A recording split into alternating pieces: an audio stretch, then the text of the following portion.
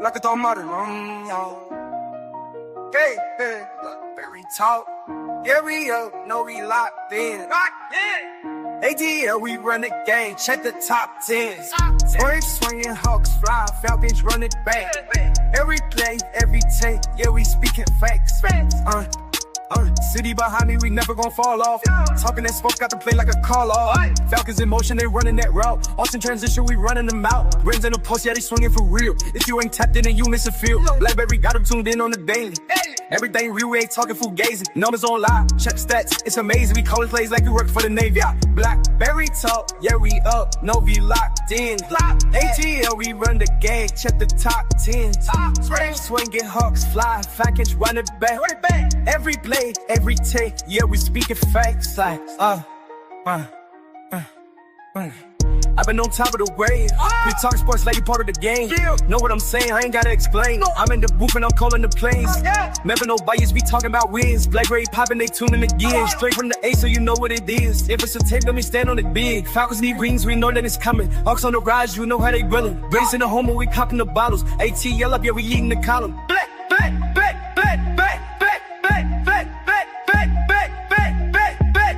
Blakberry talk, yeah, we up, yo, we locked in. ATL, we run the game, check the top 10. Braves swinging, Hawks fly, Falcons run it back. Every play, every take, yeah, we speaking facts.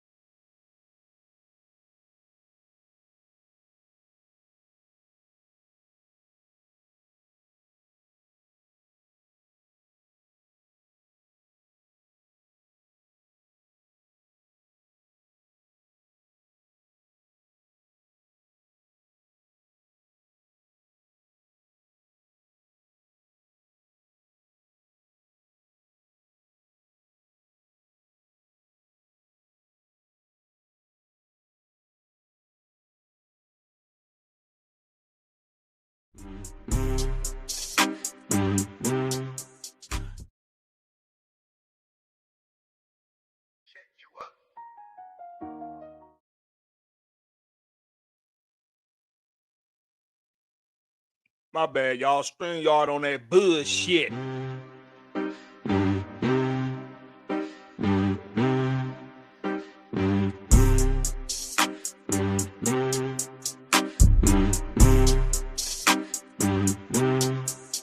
Star slip bought the South. Watch a tone Mercedes Benz lit. This the South is strong. UJ Kings back to back like a boss 7. Try to run it, but the dog's too strong. Hard hitting bars like a Grady blitz. Every fact straight fire, every line gon' hit. ATL made me this city's my heart. Step up, talk sports or get torn apart. Home team. Yeah.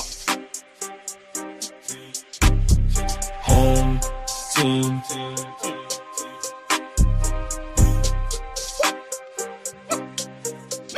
Fans got that chop to the chip with a flex. Hawks in the cut, ice cold like a tag. A-Town legend, I debate with the best. Come weak with the takes, get laid to rest. Home team. Yeah, y'all know what time it is. Home team. Hey, it must be Tuesday. I'm here, you're here. Which only means one thing. Time for Fan Speak Tuesdays, baby.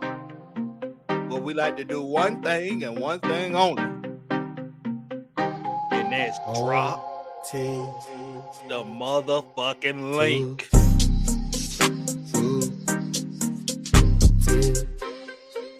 So what we gonna do is drop the motherfucking link. That's what we about to do.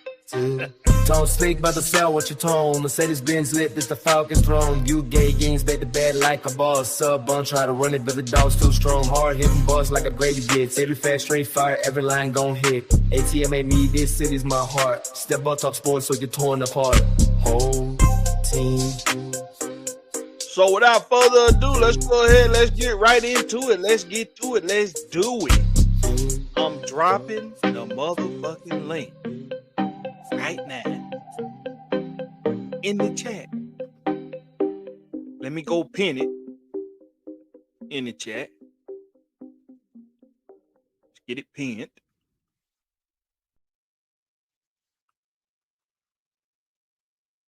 Let's get it pinned. All right. There we have it.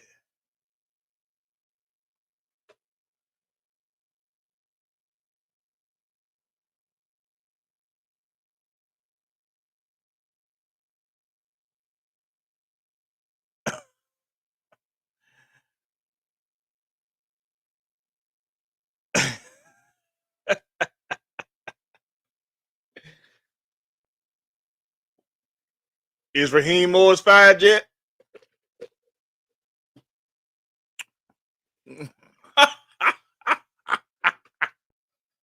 No, that's the answer to that question.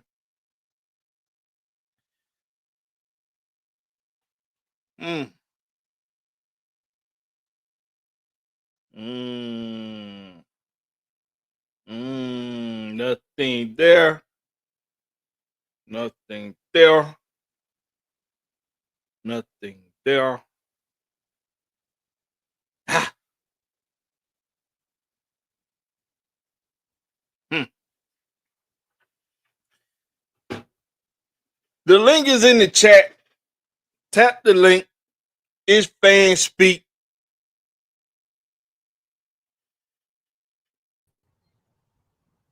First up on the docket is 3 Duddy. What going on with your 3 Duddy? What's up, man? Excuse me. Can you hear me pretty good? Oh yeah, good and clear, good and clear. I'm actually on the highway. I'm on my way back home, man. I made a weekend of it. Okay. You ain't getting in Yeah. no trouble while you're down here, dude. Nah, man. Ain't nobody show up. So, nah. Ain't nobody show up. What's going on, man? This Hey. your boy ain't been fired yet. You noticed that? He's still there. You're not going to get fired, bro. They're not going to, in my opinion, they're not going to fire Raheem, man. It's too big of a move. Too big of a move. And I don't think that would be good for business right now to be on your third head coach in 6 years. Is it good for business to be on the coach that the city despises right now? Well,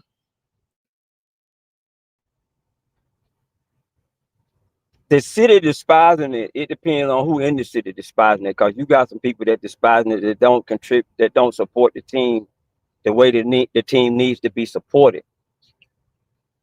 Are you speaking about the sales as far as revenue coming into the franchise A lot of empty seats. from the city? A lot of empty seats in that stadium this weekend. Oh yeah. It probably was half full. From what I saw. I told folks on the post game reaction show that it looked like a Druid Hill St. Pius game. Yeah, it was sad, and some of the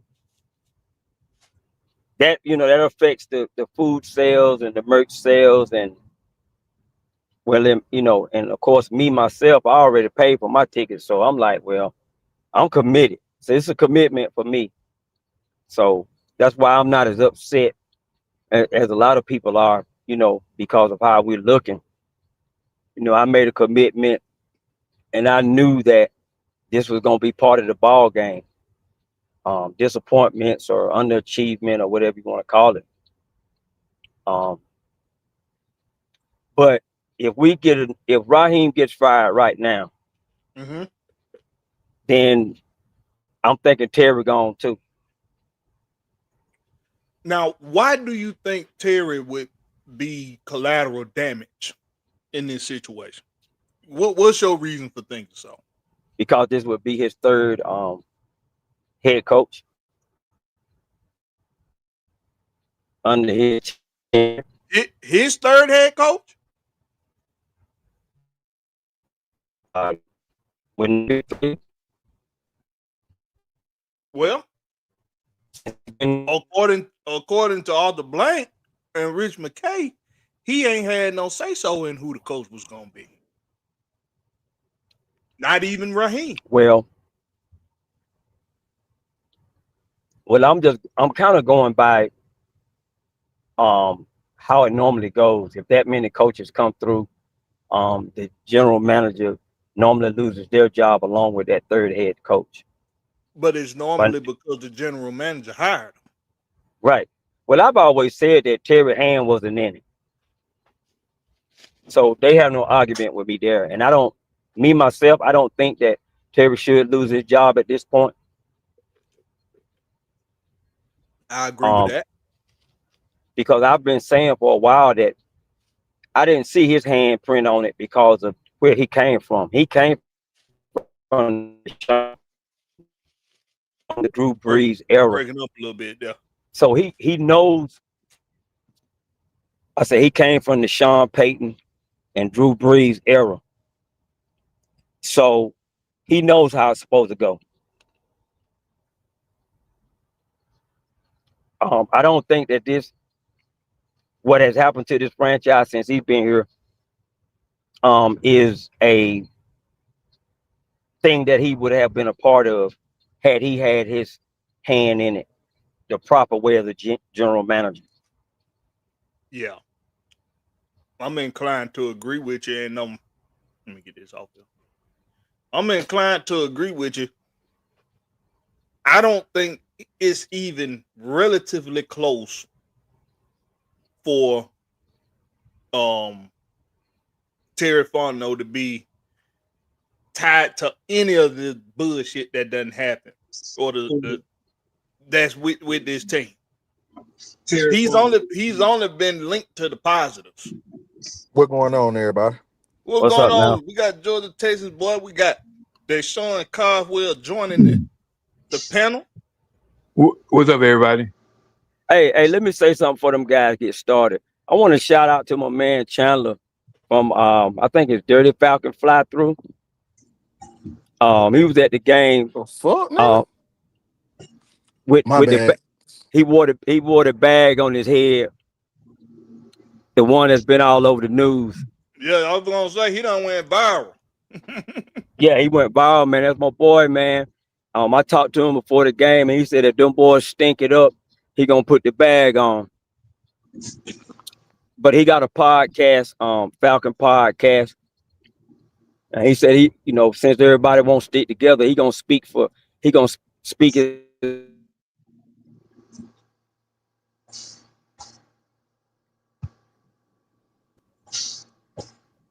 You done cut out on us, Dirty. Can you hear me now? Yeah.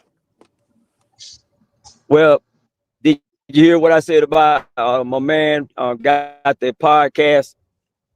Nah, we missed that part. We heard the part about him going viral. He wore the bag. Yeah, we got that part. Okay. We missed the part. Well, look, man,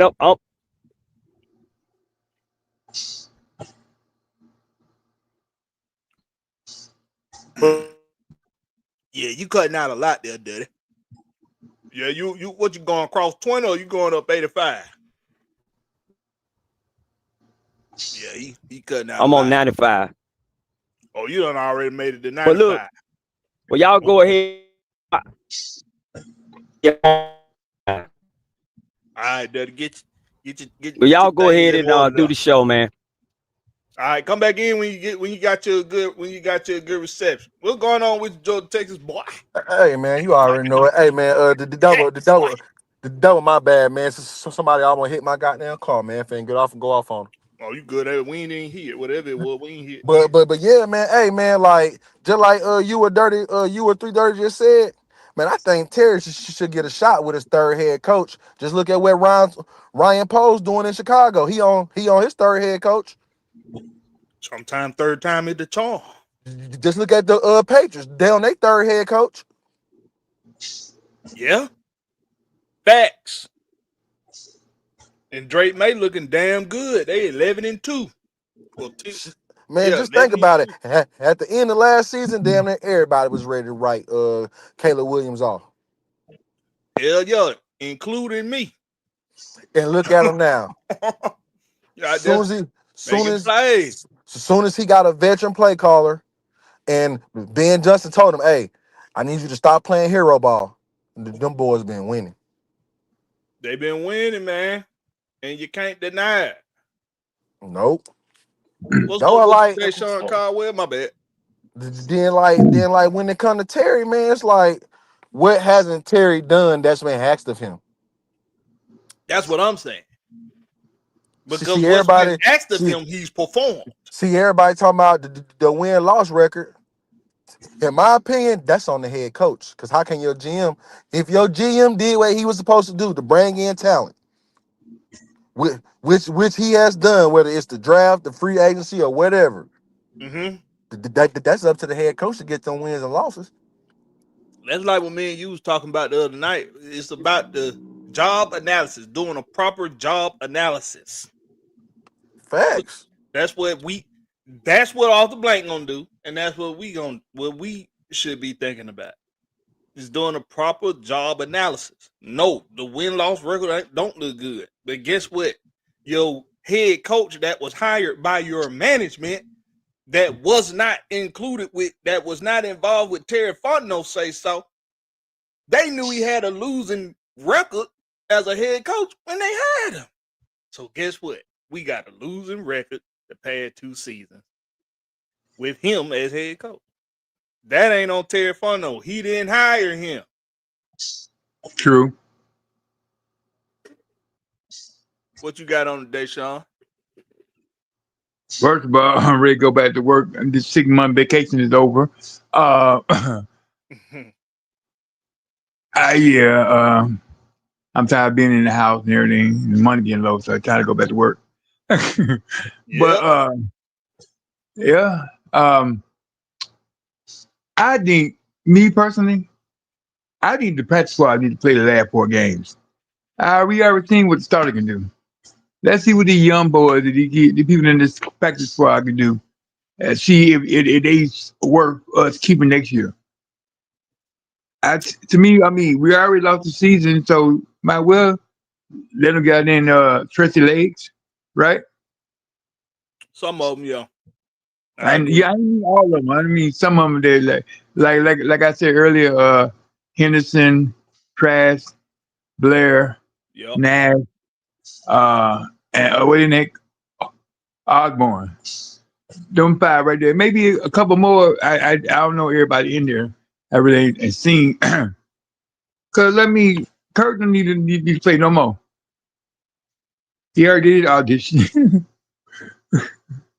Big John don't need to play no more. None really, to me, none real good starters need to play no more. It's I'm not against that. I just when you think about it from a business aspect, you already losing a lot of numbers in the stadium. So and they might not, you can't get blacked out or nothing like that, but are these networks gonna be on board with you doing that? Because I mean, I don't know. I mean, it's 2 minutes. It's a lot of games left. It's 4 games left. But know what? You keep Tyler in there. You keep Mooney in there. Them 2 start and Pitts and sprinkle a little practice squad in there. Man, this is the most pathetic Blakberry, can you hear me? To be in. Yeah, I hear you, Daddy. Hey, I want to comment on that. Sitting them players out. That wouldn't be fair to me. You sit them players out. That's why I don't travel. That's why I don't travel to the preseason games. Or are you talking about because why is that? It's the last 4 games. Nah, Hey, bro. Nah, bro. You can't tell me that. You paid for your ticket to go see some groups, and you get there, they have just the backup singers there. You gonna be all right? no, it's just Tyler's gonna be there, Pitt's gonna be there, and Munoz gonna still be there. Are you No, bro. expecting something?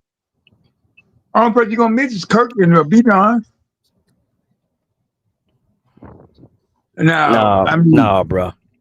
That ain't fair to me. We if already Kirk, losing. like this, if Kirk not there, you're not gonna go to a game. I said it wouldn't be fair. When we pair to you, You can't just take out the starters because you screwed up, and then you gonna screw me too. You're already messing up enough by being incompetent.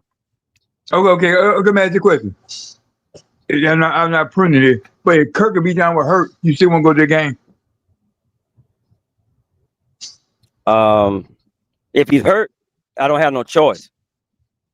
You said you hold him out. There's a difference.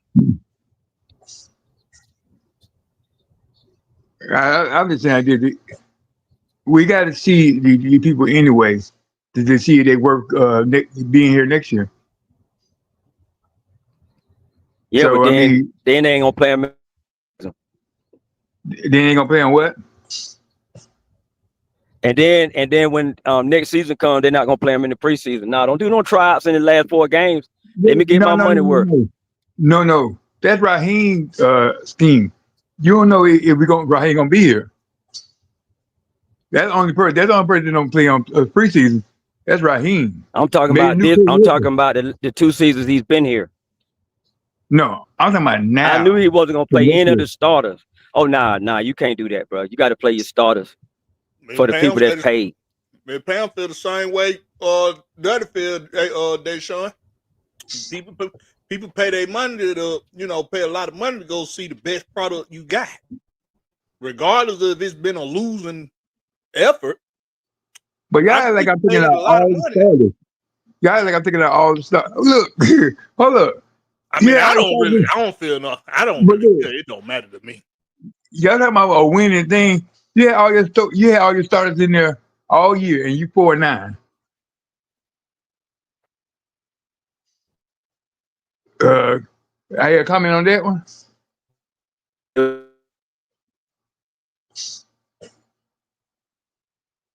Maybe you bring on somebody from the practice squad in there, you might win the game.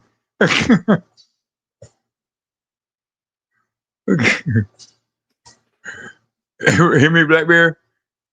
Yeah. You might win the game. You bring Nash in there or Blair in there. Come on. Oh yeah. I'm glad Deshaun said it. Blair is doing good out there. He don't got 3 touchdowns. Listen, I'm gonna put it this Tell him way. again, Blakberry. He ain't said nothing. I think he got a real bad delay because of him traveling. I'm gonna put it this way. If I see Chris Blair, Oh, here we go. if I see Chris Blair get an opportunity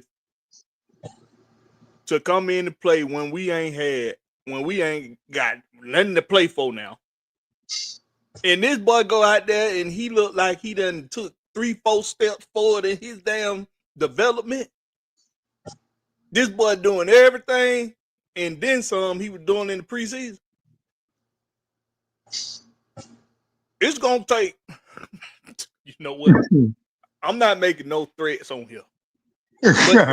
But I would feel like going to Flower Branch and slapping the shit out of everybody in that goddamn office. because it'll be like, bruh, did you really sit the best opportunity that you had? You left him sitting in the damn when Mooney was hurt. when Mooney Drake was was hurt, when you let go Ray McLeod, when Drake was hurt, you really left the best option sitting on the goddamn practice squad all this time. Now I bet Bless saying the same thing. Hey, I'm right here, man. Come on, man. You saw me in preseason? Cause he was a dog in preseason. That boy done slept with somebody's girlfriend or something. Somebody's wife, something. Him and Nash, they passing on. Ain't no fun if the homie can't have none. What's up with you, Big Will? Oh, you not speaking to us today? He probably out there on that road too. When he on that block, he got to. That was dirty out there. What's happening? There you. He ain't on no block. There you. Yeah, I know Big Will gonna have something to say about that. About what? I said the last 4 games we should let Trash, Blair, Nash, Henderson, and Osborne play. And 330 said no. It's not a benefit for him. Keep the starters in there. He said it ain't fair to him. Miss Pam said the same thing. Oh, let the motherfucker start now when the season already through. Yeah, that's what I said. The season already done. And then we can see what these practice squad people can do. Yeah. Ain't no need to hold nobody back now. We ain't going nowhere. No. Raheem, these your last games coaching, nigga. Might as well just go let it all hang out, bro. Let it all hang out. Ain't it like he gonna be here next year? Huh? He gonna be here next year. I already told y'all what I'm doing. I don't care about nobody else. I'm ESPN they ass. If he here next year, ESPN every damn game. Everybody that watching this right now, I promise you. Just like they got the Reds on, these last 3 games. Hell yeah. everybody that watching it right now, mark my words. Raheem Morris is gonna be your head coach in 2026. And you know what? It's gonna be another losing season. We could lose the rest of these games. He's still gonna be your head coach next season. Ain't gonna be another losing season. It's gonna be another what's called that He can be there, but I ain't got to watch that shit. it's gonna be another I definitely ain't got to watch it. it's gonna be like Hey, Smith. at this pace, Raheem Morris gonna have the same record that he ended with in 2020. Yep.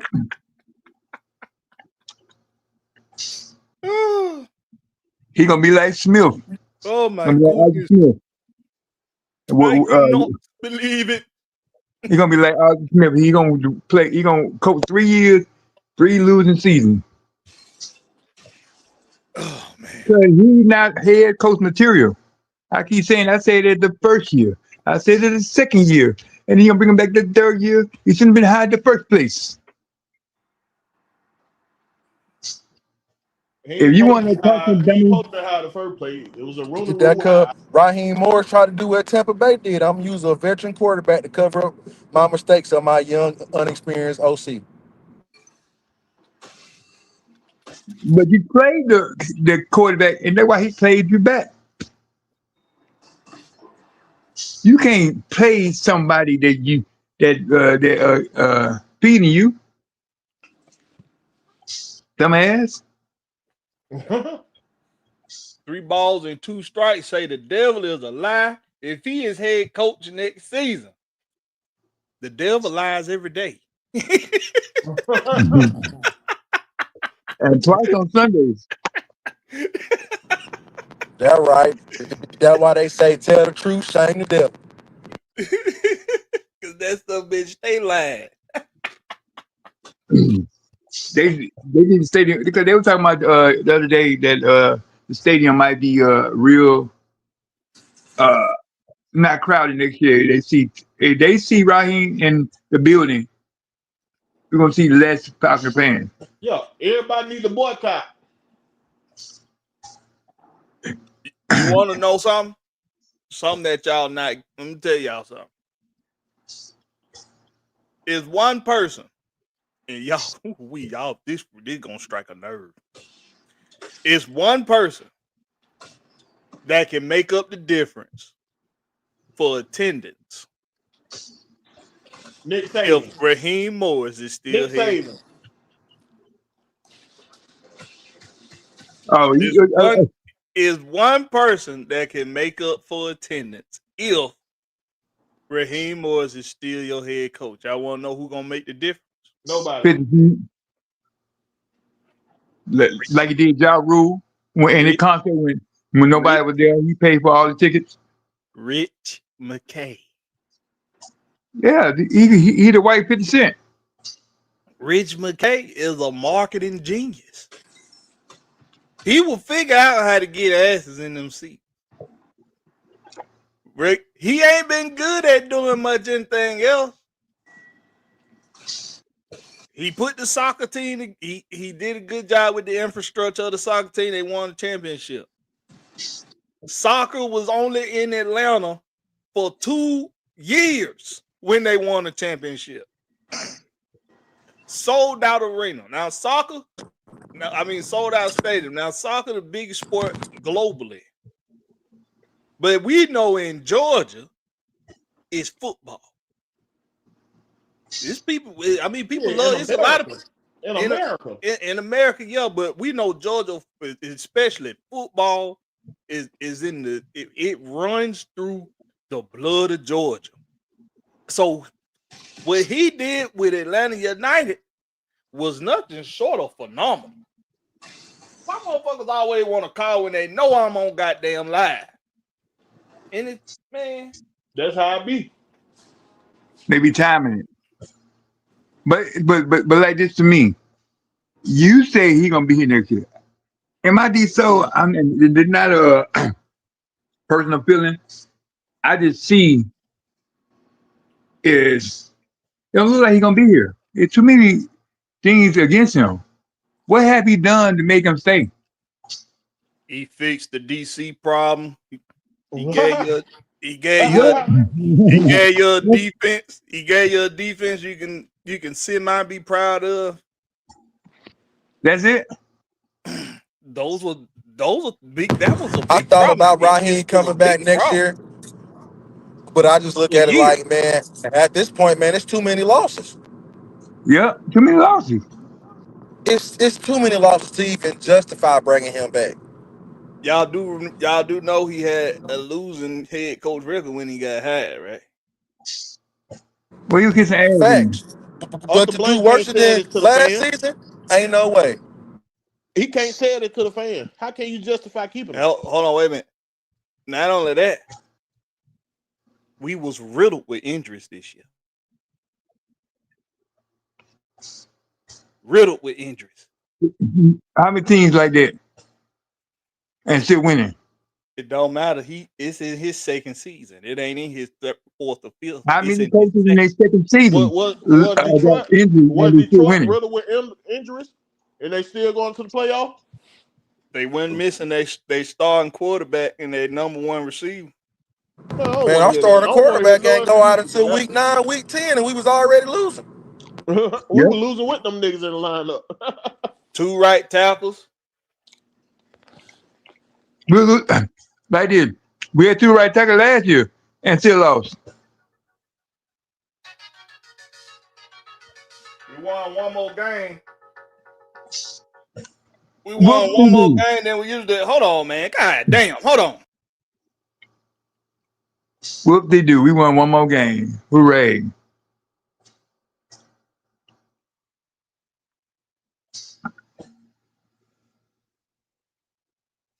I'm not gonna give him no grace.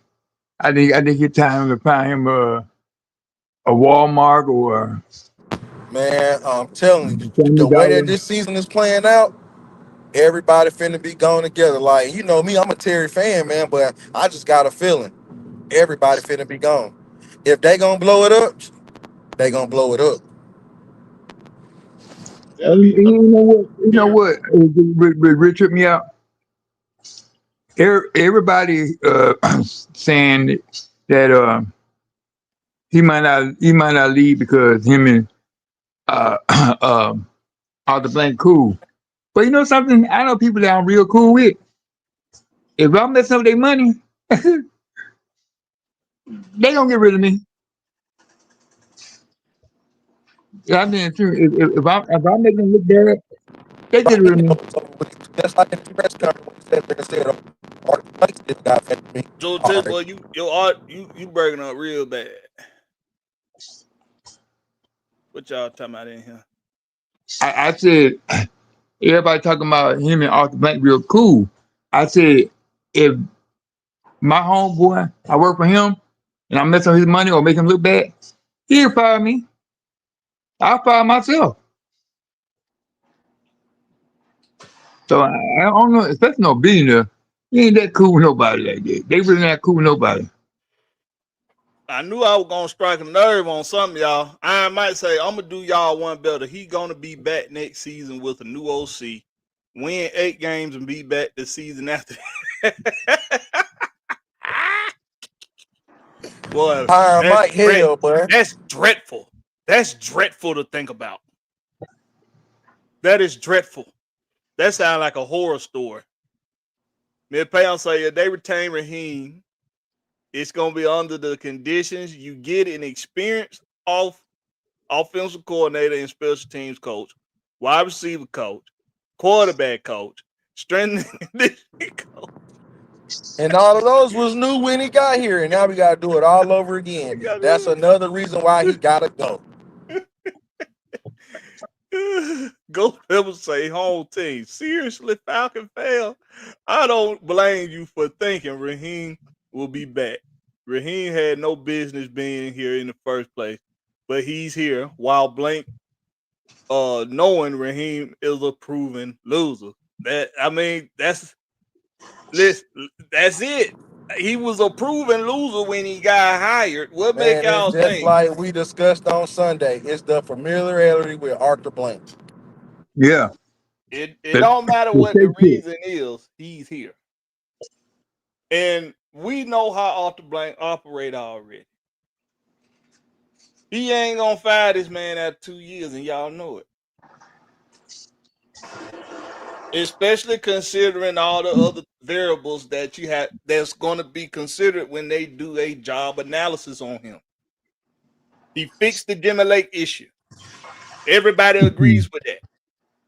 The defense has looked very much improved. He may not be in his words, he may not be a defensive minded coach, which is fine. But he was known for his defensive coaching when he got the job, when he was in LA, when he was in Tampa, everywhere them some bitch done been. He has been regarded as a defensive coach. Man, what the fuck? But let's keep it a buck. Only he picked was the pass rushing. This defense became run on, run through like water through paper towel. My whole thing with Raheem, you should did the same thing that you did last year with Jimmy Lake. You seen that this offense wasn't running right or running the way that it's supposed to be. You should have took all play calling responsibility away from Zach Robertson. That's his wrestling buddy. He can't get rid of his wrestling buddy. I just say like this. To me, only the defense did with pass rush. They're running, they sorry. Look how many times that they ran up the score on us. So to me, defense is not totally fixed. So they can't use that as an excuse. He had 2 bad coordinators. He got 2 injured quarterbacks. He don't give the ball to his superstar. He won't bring other players that can help you win. And he unorganized. He don't motivate. It's too many red flags.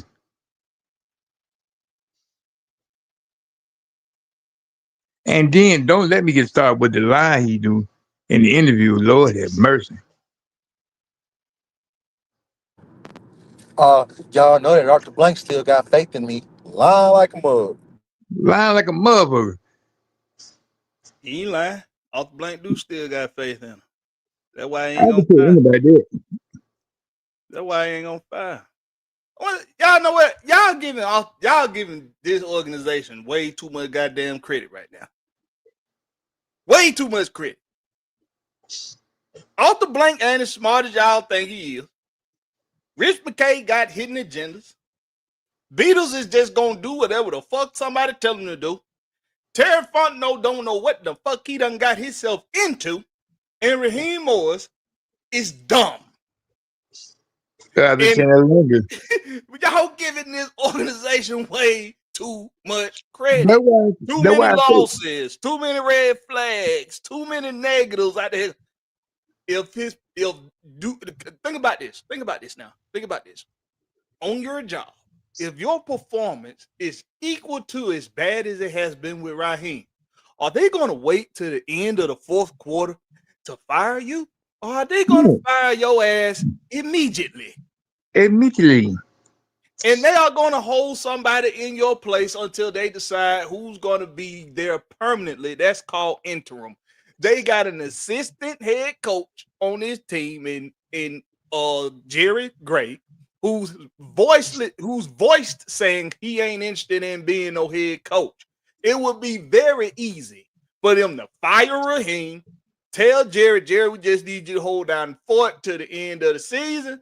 We'll start interviewing head coaches at the end of January. And Jerry Gray, he'll say, bet. So that means I'm gonna get that head coach check for a few months, and then I can bow out and I can just end my damn coaching career gracefully. It's very easy to do that, Yeah. but they ain't did that. Because they retarded.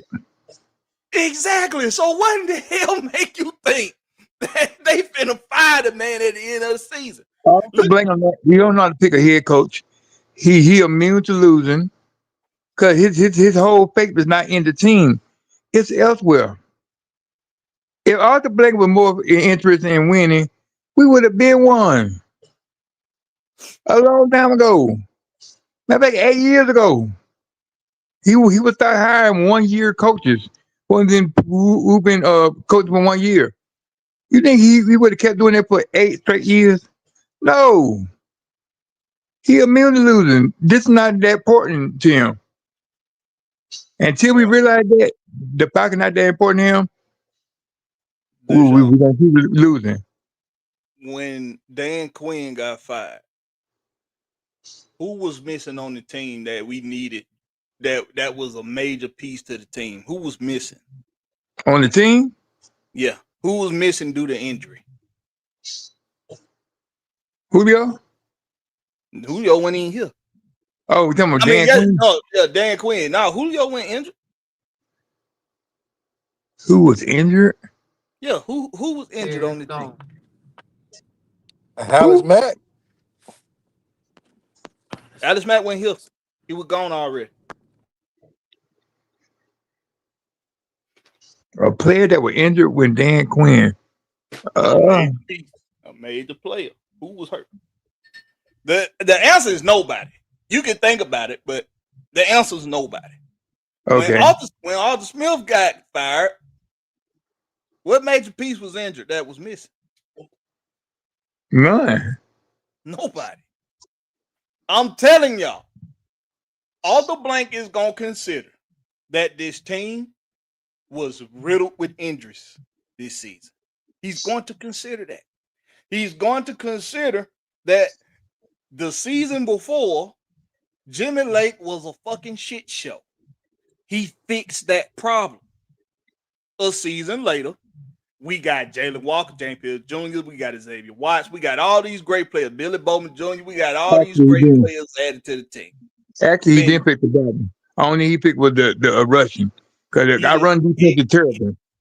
Deshaun, he is the head coach. I'm not like all the other content creators that y'all listen to that they're going to try to give 1 or or one person the damn credit for players being here. Oh, so you He saying the head coach. he need to say it. That's what you saying. He's going to get credit for these players being I here. said, do you think he need to be here? No. Okay then. But So I already know. But I'm not. If you Arthur Blank, how I'm you gonna not explain doing to that. the fan base to come buy your season ticket? I'm explaining it to you. How? It's like I'm explaining to you. Not what you saying right now. Oh hell. Arthur Blank gonna tell y'all. Y'all wait. Y'all just wait. He gonna tell y'all that the team was hurt drastically this past season. We went through a lot of injuries, and it's hard to come back from some of those injuries. And that's gonna be part of the reason why Raheem keep his job. Well, y'all don't want to say it. Y'all don't want to admit it. That's why I said on the post game reaction, I said I know it's an unpopular opinion. And I said that's the reason why we can't properly analyze a blowout loss like we had this Sunday, because it don't matter, because we got all these people that's not playing in this game. It don't matter though, But what was because the last year? Raheem has not, because the team, not just Raheem, but the team itself has not lived up to the potential. They have not lived up to what people expected them to live up to. What was the excuse last year when everybody was healthy? I just told you they won one more game than they did the previous seasons. In his first year. And then it's too many excuses, y'all. That's not good excuses, mind you.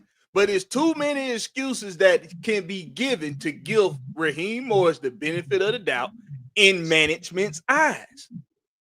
Kirk Cousins got hurt badly.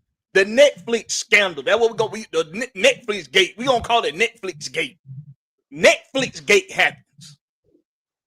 And then this year, you're riddled with injuries. But guess what? You're one of the best teams in sacks. You're a top 10 defense around the board, at least before this last blowout you was. And offensively, you've been middle of the pack. You ain't been terrible, but you've been middle of the pack. It's too many excuses that they're going to give. That's what I'm telling you. Like the man said all the time, our interviewers don't ask the right questions, because the question that need to be asked, why he's still here? The question need to be asked, why Zach's still here? The question need to be asked, why Marquise was still here? They're not asking no question. And they need to really get into Raheem, because he gonna play around like the New York folks do, is play that fast talk game. I'm from the Midwest, and I know about that fast talk game. What questions you would like to see them ask? I just told you. No, like you talking about asking Raheem? What specific questions would you like to hear them ask Raheem? What is the real reason he's not playing the practice squad to two practice squad wide receivers when you have a lack of wide receivers that not doing it? You got 8 wide receivers that made 3 touchdowns. So you want them to ask about a specific player not being played? That's one. No, I want them to ask the motherfucker, hey, why is that Robinson still calling plays? True. That's a good question. You can't but give me no legitimate answer. They haven't asked him that directly, but they have asked him, is there going to be a change in the play calling? They've asked him that. No, they be too nice in this media, but we need that New York media shit. We need that New York media shit. Brass his ass, boy. We need that 380 fan question. Bring them back. They can bring them back if they want to. They don't mean I got to watch that shit. Now I can't stop being a Falcon fan, but I can stop watching that shit live on TV. I definitely stop doing that. Y'all don't want to hear it, but man, that's what it's going. That's what it is. That's proper job analysis. Yeah, it's gonna be a comedy show. That's what I'm call it. Every time I watch the game, I'm like, I'm just gonna be laugh. Ain't nobody gonna keep giving you that many chances, Blackberry. If you the How shift many chances manager, he done had? if you the shift manager, they tell you to hire a fucking inventory manager, and the inventory manager keep ordering the wrong shit, and you keep telling him what to order, but he keep ordering the wrong shit. You gonna let this motherfucker keep his job? You describing Terry Fontenot. No. I'm talking about as far as the manager, the coach, and the coordinator right now. That's what I'm talking about. The motherfucker that the motherfucker that do the orders is Terry Fontenot. I just gave another example. You talking about real jobs? I just gave another example of Then where that go job would again, not let you Blackberry. keep. If Terry brought all these pieces in, it only makes sense that Raheem and the whole coaching staff go because it ain't right. Think about it. Our defense would be even better if the offense could sustain drives. Yeah. And like I said, we've been riddled with injuries all Blackberry's season. just trying to piss y'all off, bro. We ain't trying to. No, I'm not. I'm just telling. I'm not trying to look, bro. It ain't. You might not like it, but that's the way this shit works. And we know that.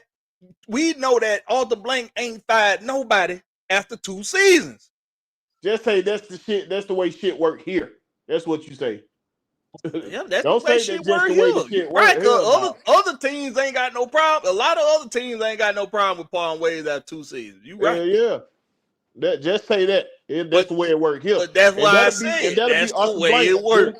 That'll be one of his less gross seasons in his goddamn history on their team. I guarantee you, bro. I guarantee it'll be one of his less gross seasons. Yeah, Christian, you right, Christian.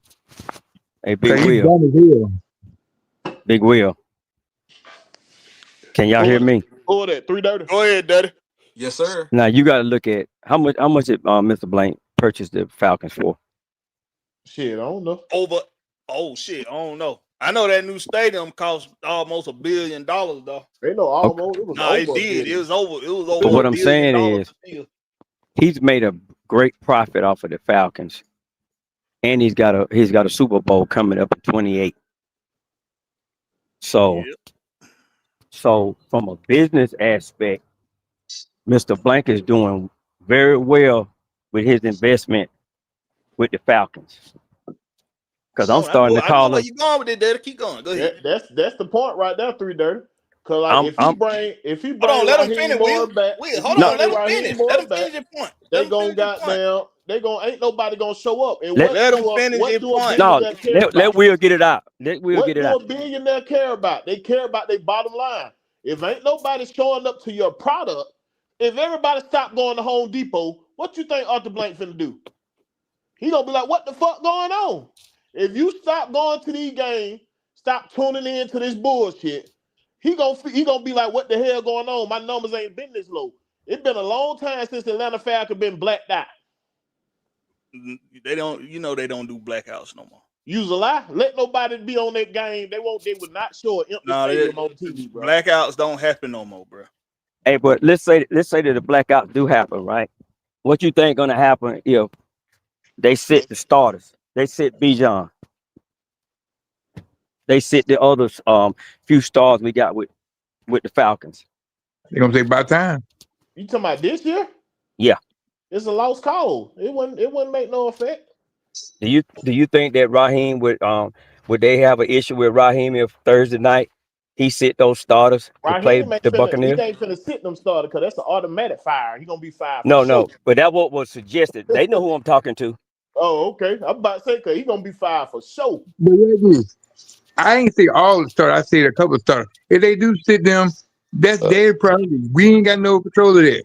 If Raheem says sit down, Bijan, you can't do nothing. I can't do nothing.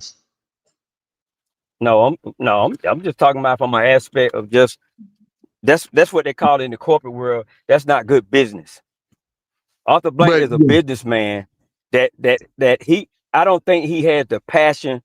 He's competitive, but I don't think he has the passion for winning as we might want him to have. Because I'm starting to call him to the Atlanta Falcons Incorporated.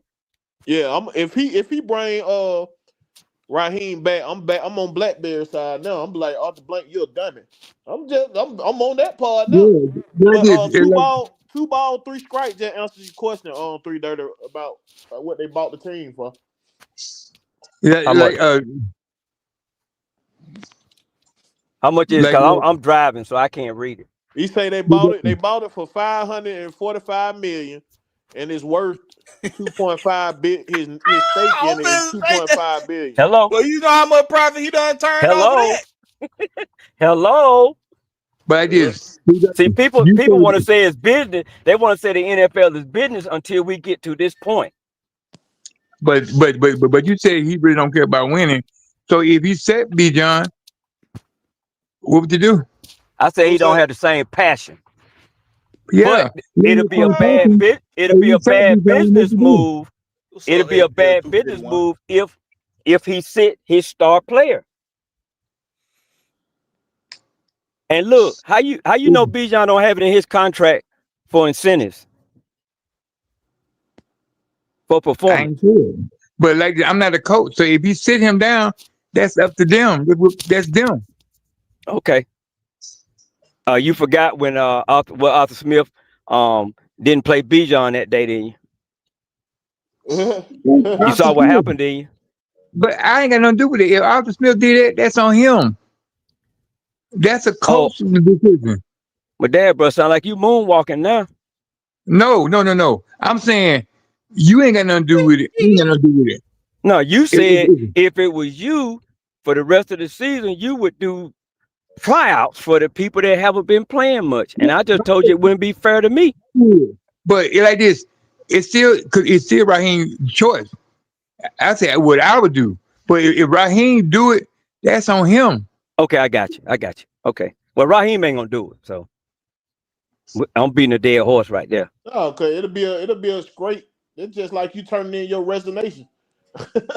Exactly. They definitely Ghost finna. Pepper's got this. Now this is a excellent rhetorical question right here that Ghost Pepper asked. Y'all asked how Arthur Blank gonna explain keeping Raheem Moore. Well, how the hell did he explain hiring? He didn't. See a different. He really ain't got to explain hiring him. He really ain't got Why to he explain don't? hiring him Why? because at that point everybody just happy because football back and we got No. all that bullshit. But once you come out here and see this bullshit and you continue to keep them there, ain't no reason. Come on, Will. Are you serious? But He now, tried. You gotta think about it. He tried to explain why he hired him. Nobody was really hearing that shit. No black It man. don't. The point is, it don't matter how he explain it. One of the few times that Arthur Blank and Richmond K decided to listen to the fans, they did it 4 years too late. yep. You talking about goddamn shit. What the nigga name is? Now you talking about Raheem Morris? Nobody didn't want Raheem Morris, boy. You know what he talking about? He talking about the black coach, Bullshit. all that. I In don't care what. 2020, I don't in care what. 2020, you remember how many people had wanted to retain Raheem Morris and Jeff Ulbrich in 2020? Facts. You talking about retain? Oh yeah. A lot of people did want to keep him. He was a look because they wanted the black coach. We all about that. I don't care what color the motherfucker is. I want somebody who know what the fuck they doing. Bingo. I want somebody who know what the fuck they doing. Out of all the black coaches they got an opportunity, how many succeeded? A lot of them. Oh, a lot of black coaches succeeding. Huh? A lot of them. A lot Right of now. succeeding black coaches, bro. Right now. And that's why you got a lot of content creators right now clowning the fans because of that reason right there. They listen to the people, got the black coach, and how you like me now. That's just like Raheem listening to the fans and not sticking to the plan. I gotta play Michael Penix right now. But he didn't.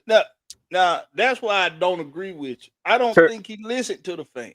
No. If he would have listened to the fans, he would have benched Kirk Cousins in that third game at halftime and put Michael Penix in there in that third game, let him finish out the rest of the season. You just said But Raheem yeah, Morris don't listen to the fans.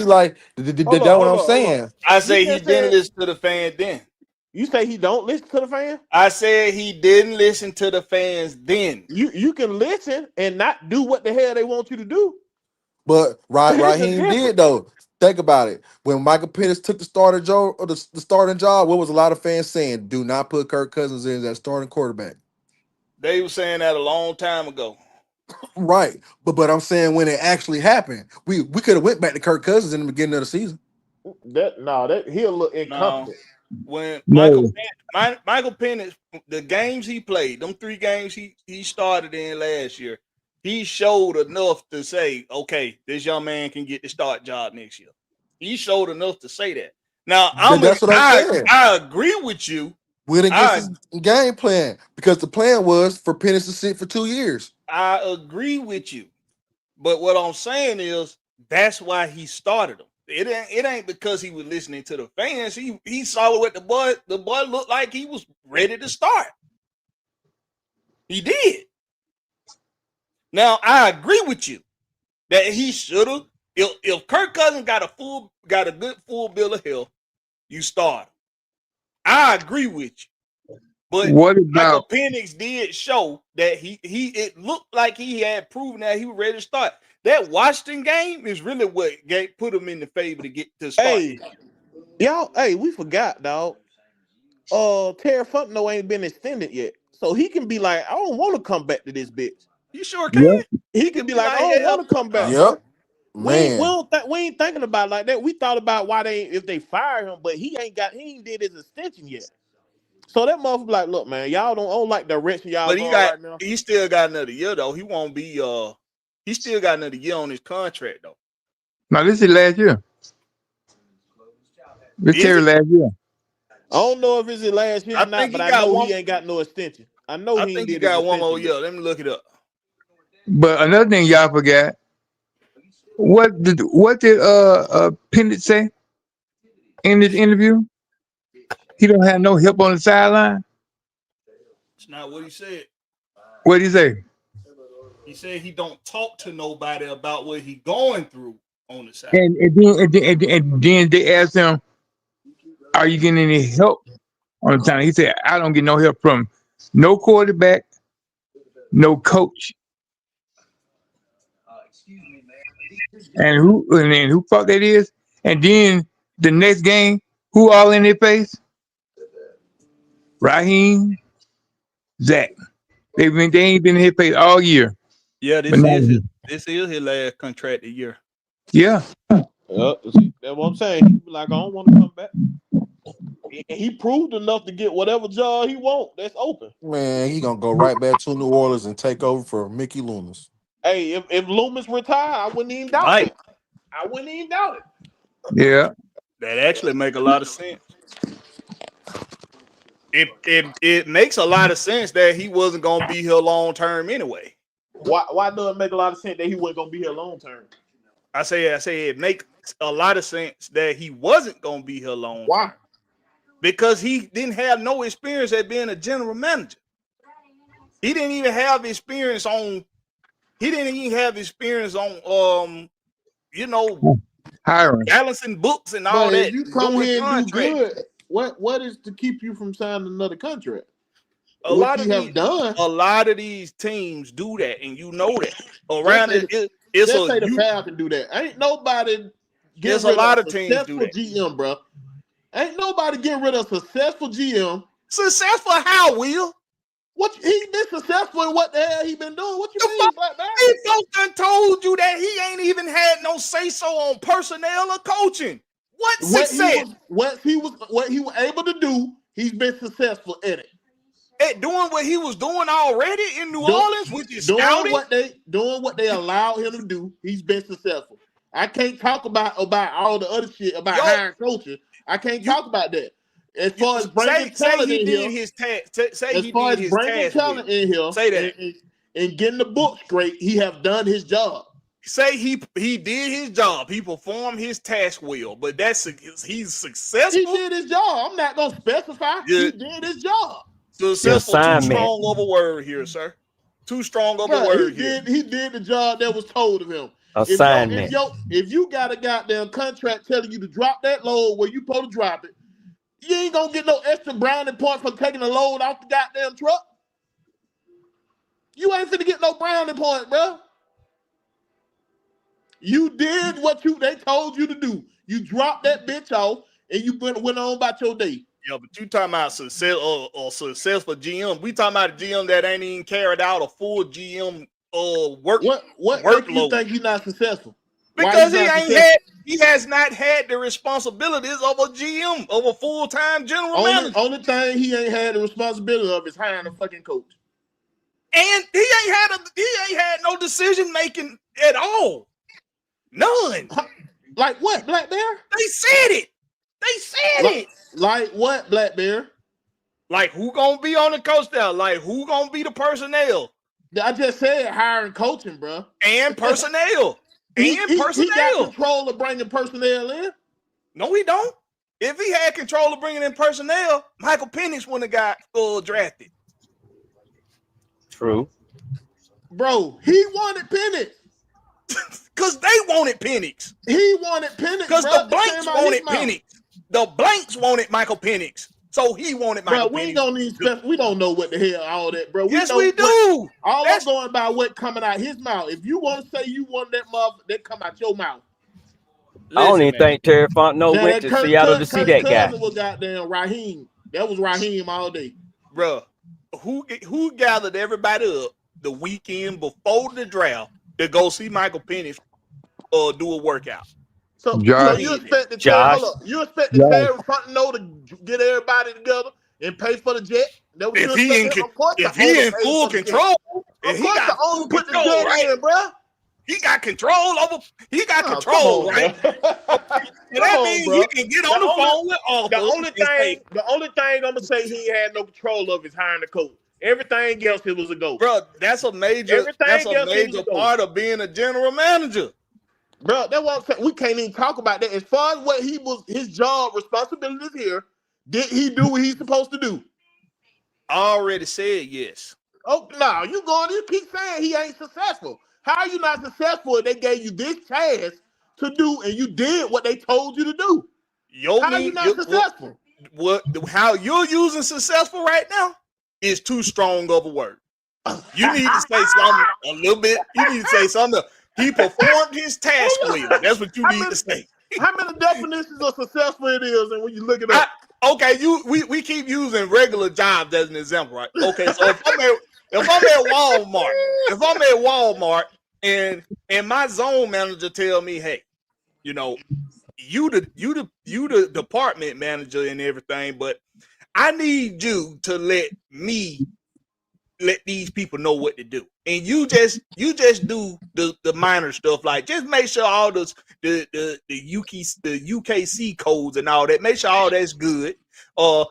Make sure all the freight that come in, make sure that's good too, and make sure there ain't nothing missing on the trucks. Can you do that? Oh yeah, okay. So inventory been A1. You did a good job making sure everything was in place where it was supposed to be at. Kudos. But he ain't been in charge of doing no scheduling. He ain't been in charge of doing no payroll. He ain't been in charge of doing no. He ain't been in charge of hiring and firing. He ain't been in charge of none of that. Did they tell him to do that?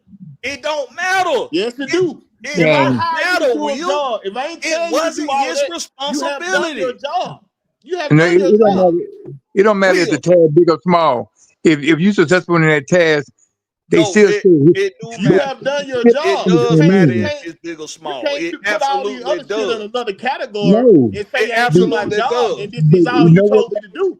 If I go to get another job, if I go to work, if I put in an application to work somewhere else for the same position, but it pay more, they gonna look at what were my responsibilities at this location.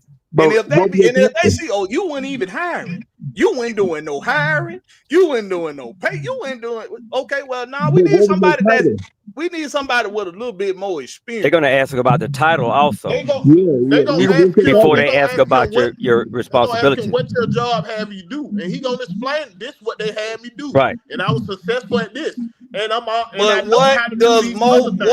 what do most GMs do in the league? It don't matter because they hire their coach.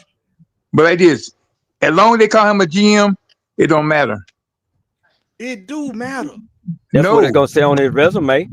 It's He gonna was a say general GM, manager for but the Atlanta when you Falcons. sit down and do an interview, they're All he going to got to ask do you is he what got your to be. responsibilities were. It's still Your gonna say last general job might manager. not I'm talking about the require you to do resume. that. The All you title, got to do the on your resume will get is you. be able The to do title that. will get you an interview, but it Right, may exactly. not be enough to get you the job.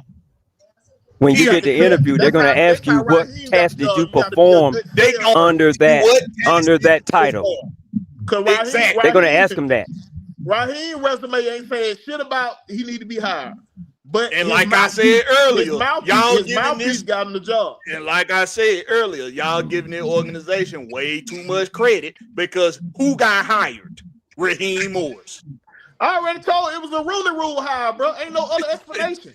It don't matter what the reason was. He was hired. We ain't saying it with no dumb shit. I'm just telling you what it was. It was a Rooney Rule hire. And what I said was, it makes sense that Terry probably wasn't gonna be here long term anyway. Because this is what teams do across the league. Bro. If they let They Terry borrow walk, each other's management. They borrow management, they send management off to understudy on the other organizations. They do it all the time. If they let Terry walk, he gonna be hired quick. You know what? If I was Terry, I'd leave anyway. Within a fucking week, He'll be hired. I agree with you. He'll be hired quick. No, but if I was I Terry, agree with you on that. That's just gonna be on Arthur Blank them. At that point, I'll be with you on there. I'll be Arthur Blank is a dumbass. That's what I'm gonna say. You finna At call that him point. a dumbass a couple times then, because just wait what I said. Just wait. I At give that point, if I was Terry, at that point, I would leave. bro. Cause the organization know what the hell they doing. I would leave quick as hell. Listen, man. Y'all giving the organization way too much credit. No, that's why I would leave. I like, okay, my time is up. Y'all have a nice life. I won't be in this motherfucker. I'm gonna be real clear about this. I agree with relatively everything that y'all are saying. I'm putting myself in all. I know he a billionaire. I get it. Blakberry, you just a little broke motherfucker. I can't put myself in his shoes. Yeah, but you run your own business though. I do run a business. I run a couple businesses. Right. So what I can do is tell you from a business aspect. And Big Will, you run a damn business. From a business aspect, he's going to do a proper job analysis. He ain't gonna just look at the negatives. He gonna look at the positives, and he gonna look at the things that matter. As a business owner, you gonna weigh the pros and the cons of this employee. And right he'll now, also be paying 3 head coaches out of pocket.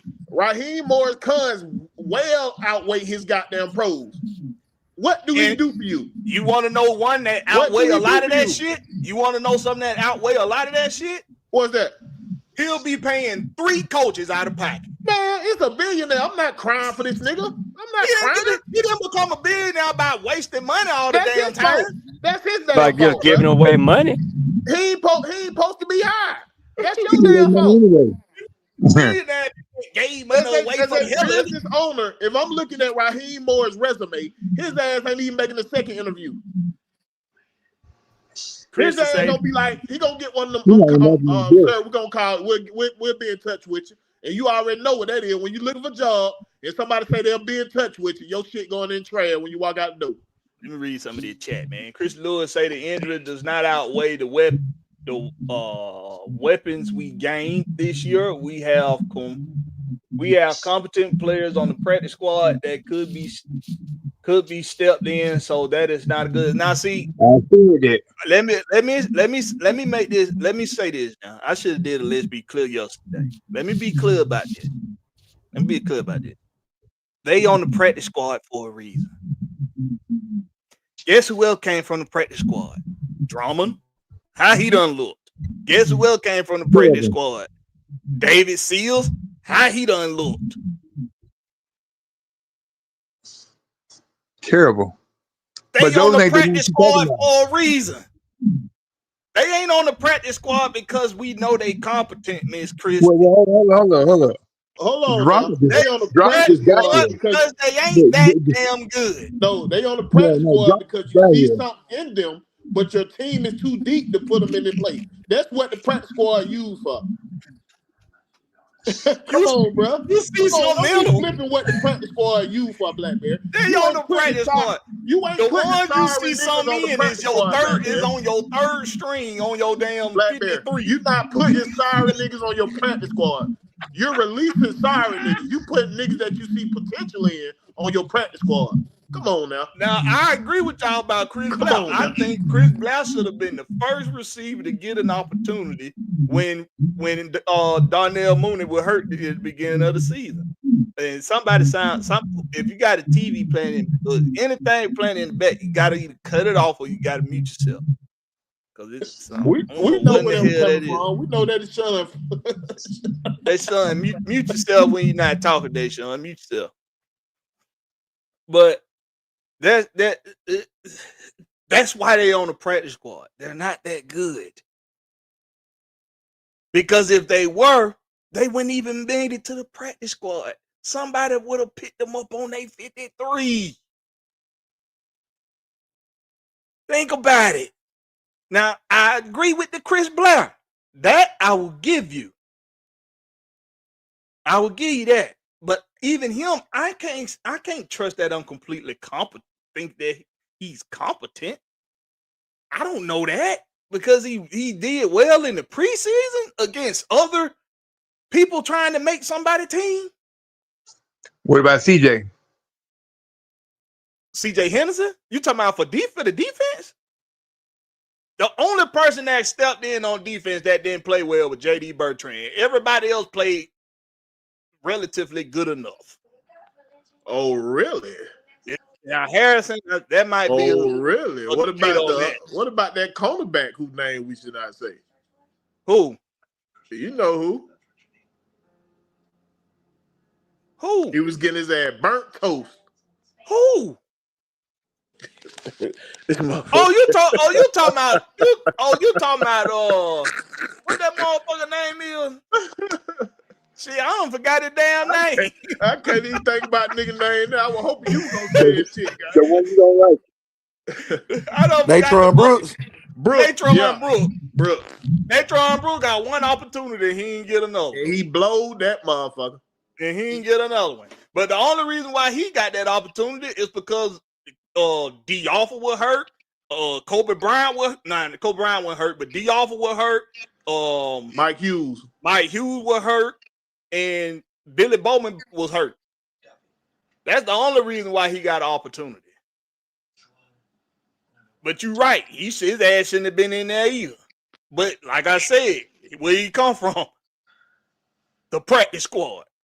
Yeah, like what Mucho Grundy said. We seen guys on the practice squad ball out. It's just we got an incompetent them ball out in the preseason. No, we got an incompetent coaching staff. That's what we got. We got an incompetent coaching staff.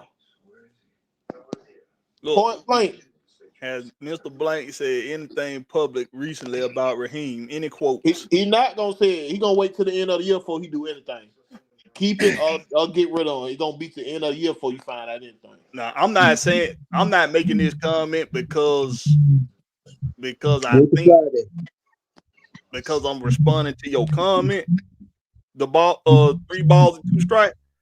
I'm not saying this. I'm not going to make this statement to respond to your question, but I'm gonna say I said that Arthur Blank is the passive aggressive Jerry Jones. That's what he is. He's passive aggressive Jerry Jones. He got a idea of how this team gonna be ran. And he knows that Rich McKay is who's carrying out that plan. And he also knows that even though Rich McKay wasn't a part of football operations this season, he CC'd on them emails. He in the meeting at the beginning of the week. And guess what? He determined who was gonna be was gonna be on this coaching, was gonna be your head coach in 2024. He helped determine that. So he ain't got to be part of the operations. And then look what else they did. Right after you have a disappointing first season, even though on paper you improved. You improved from years with Arthur Smith. So on paper, you improved, but it was still disappointing because you started the season all 6-3. But guess what? After that season, what do? You tell the world that Terry Fontenot will now have more responsibilities. Why would you do that? Why would you do that after a failed first season under this first-time head coach with these inexperienced play callers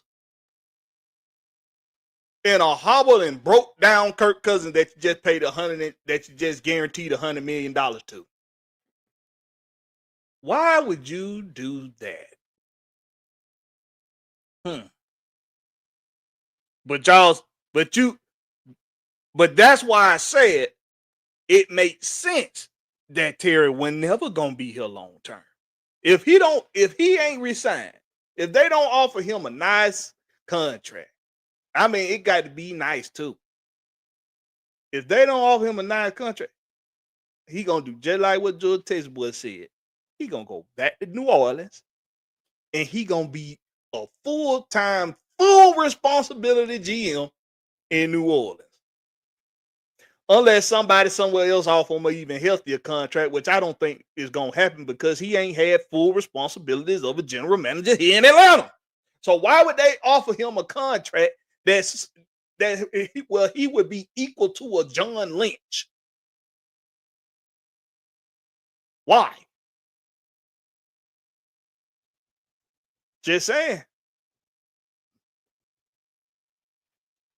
What else? Let me see you guys saying in the chat. I gotta catch up with the chat.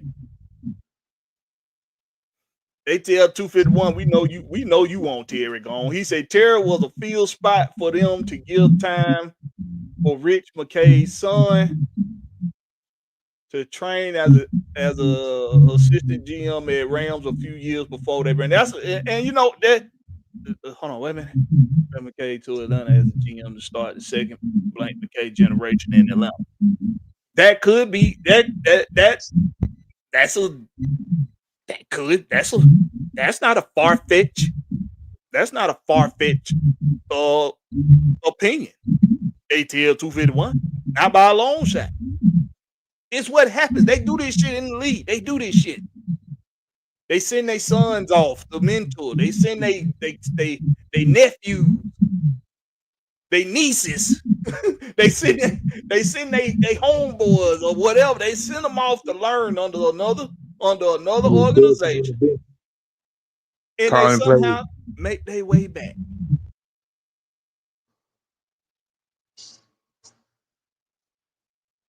That's what they do. That's part of that good old boy system that's always been ran in big organizations in the world, not just in football, but in the world, period. That's how the good old boy system works. I'll say something. Good old boys. Let me ask you a question. If off the blank as you, I need you, Blakberry, to fire Zach, Raheem Marquise, how you do it? You say what? Say it again. If off the blank said, Blakberry, I need you to fire Ra, Zach, and Marquise, how will you do it? I'm gonna call them up individually and say, "Hey, after considering after reevaluating your position, we're gonna go ahead and agree to let you go. We're gonna part ways with you. Good luck in your future endeavor. Go clean your office out. Your relief package will be in the mail." What about you, Will? Say what? If off the blank asked you to fire Zach, Rod and Marquise, how you do it?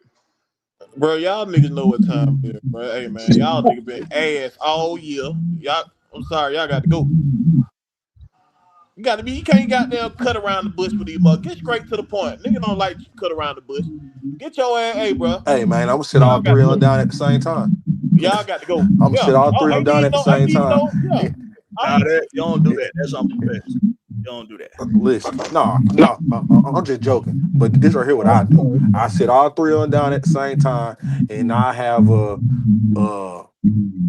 mashup video of everything that happened the last season, and be like, "Hey, this why y'all gotta go."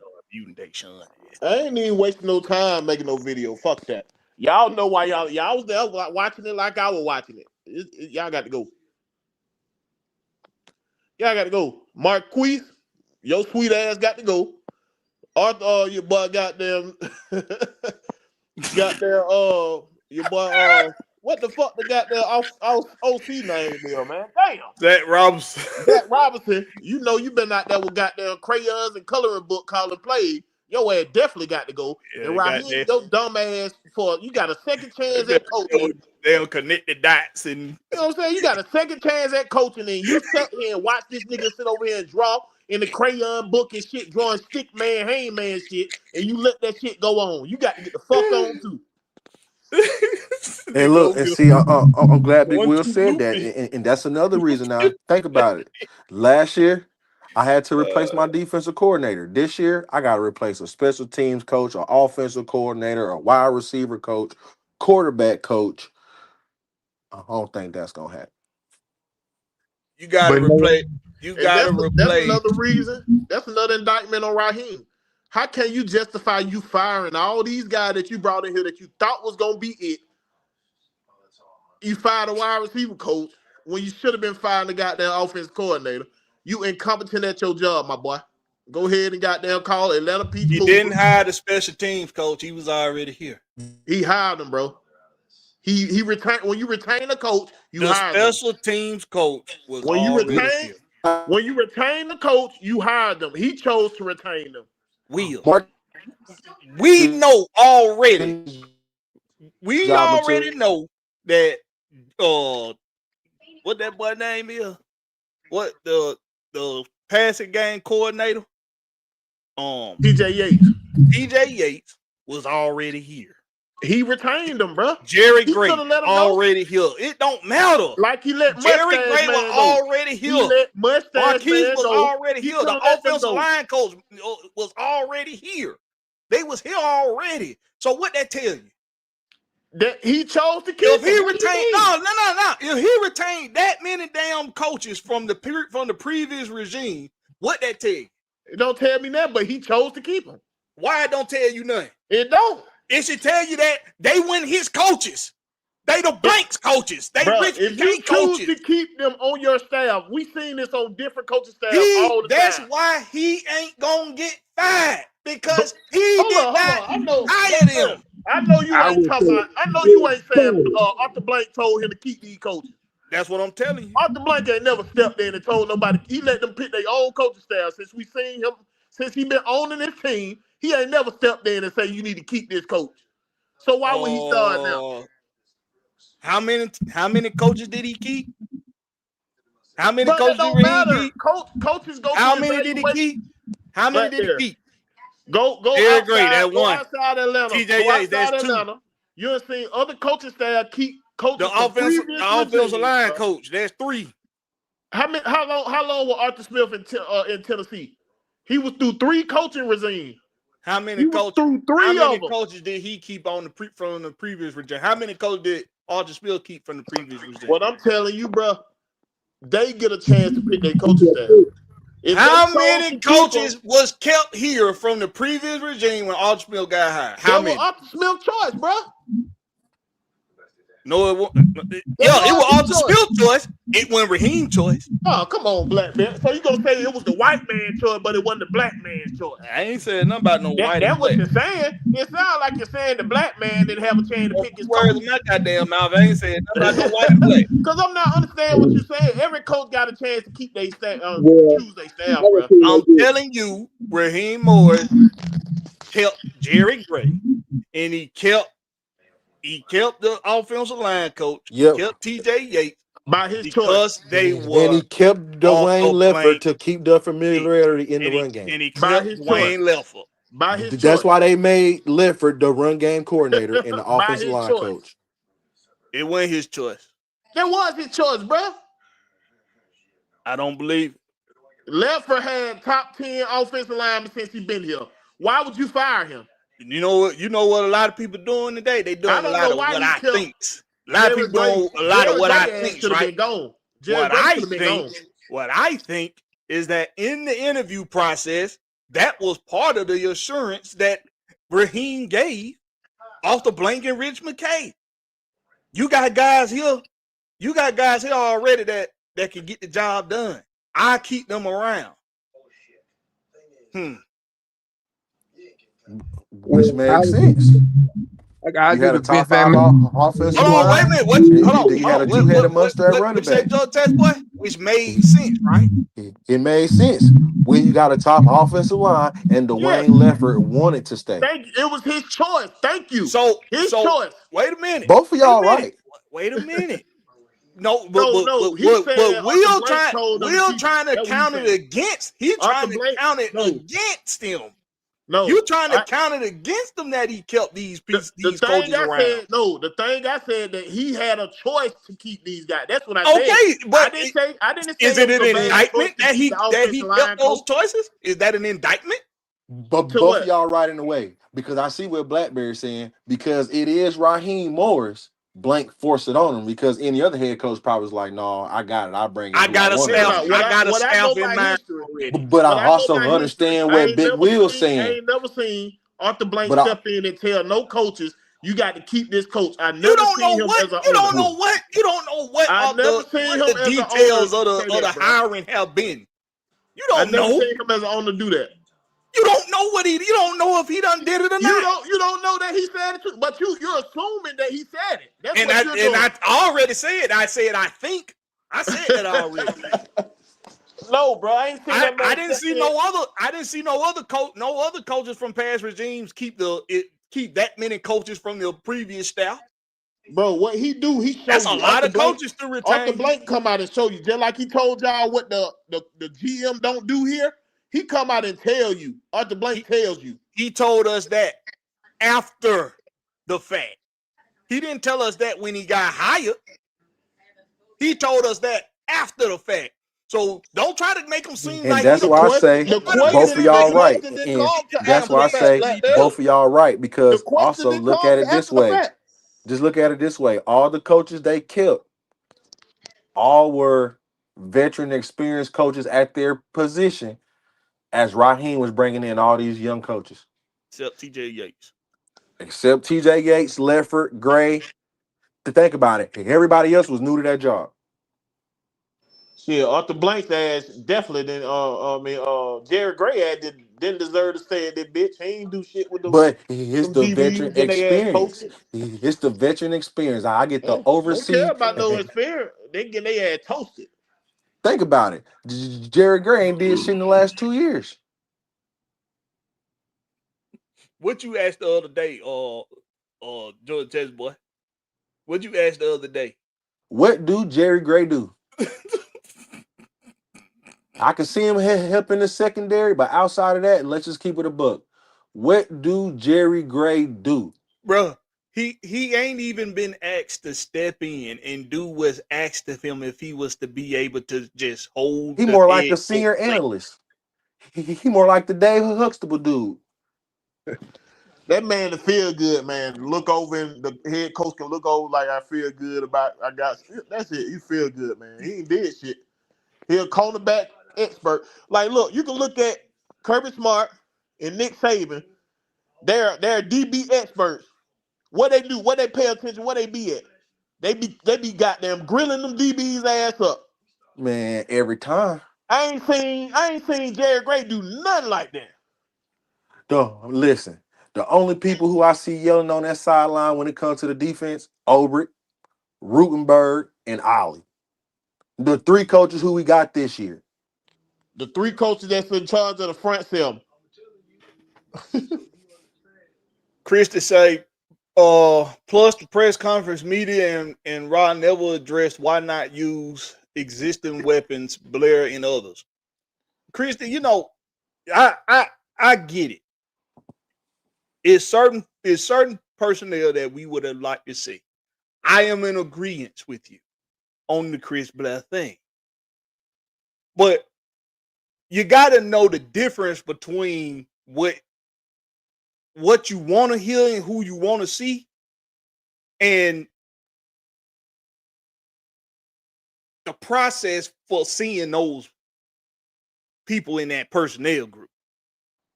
You got to understand that there's a difference there. Just because we wanted to see Chris Blair don't mean we should have seen Chris Blair. Now, like I said, if you take everything into account, Chris Blair looked good for one preseason.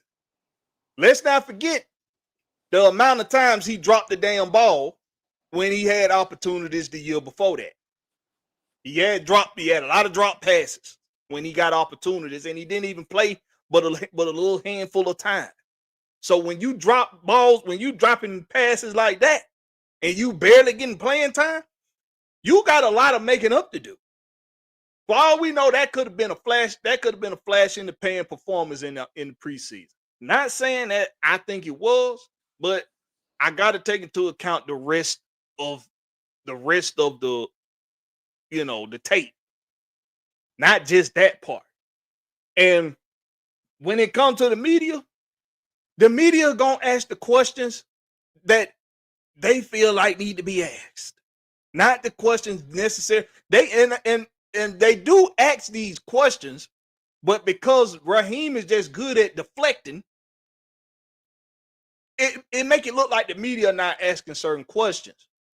But they also can't outright say, because they can't look biased in a court. They can't look biased in their media in their questions.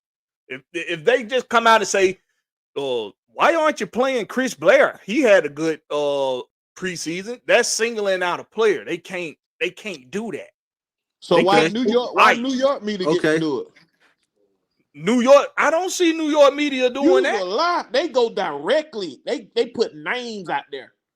I don't see New York. I don't watch New York media. Yeah, so go watch New York media. They put names Okay, so when it's but going back to the wide receiver room, that. that's still an indictment on Raheem Morris. We going into the training camp. Boom. Darnell Mooney get hurt. You knew Darnell Mooney was hurt. You didn't say nothing. In your mind, you figure, all right, we got Drake, we got Ray. We should be okay with Mooney. Boom. Then you cut Ray, still knowing that Mooney hobbles. So all we got is Drake. You as a head coach, you didn't do nothing to say, you know what? Hey, Terry, we need to go get another wide receiver. You wait until week 10, 11 to start picking up dudes off the street when we could have traded a 7-round pick or anything to go get a wide receiver during the trade deadline. They brought in a receiver. They just now who he won a 6 name. I can't remember who it was. That was the dude from Seattle, was the dude that used to play for Seattle. But they ended up cutting him the same week they brought him on. DJ Chark. Yeah, Chark. Yeah. So I mean, listen, y'all. I'm not defending none of this shit. I'm just calling it like it really is, and not just how it make me feel. That's the difference here. Like Southside, he say, so Blakberry, are you saying Blair, Nash, Osborne, Heath are any worse right now than Mooney, Seals, Tompkins, and Drummond? Only one of the last 3 names you mentioned actually was a starter on the 53-man roster, or on the 53 at all when the season started. Seals, Tompkins, and Drummond were on the practice squad when the season started. So I'm trying to figure out what's the point of asking me that question, Southside? What's the point? Blair, Nash, and Osborne or Heath are going to all be practice squad guys. It don't matter if I think who was better or worse. The point is, when you started this season out, your three top receivers that you started the season with the year before were all on pace to have 1,000-yard seasons. One of them had it.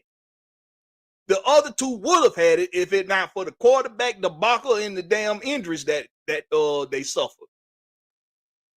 So that's the point.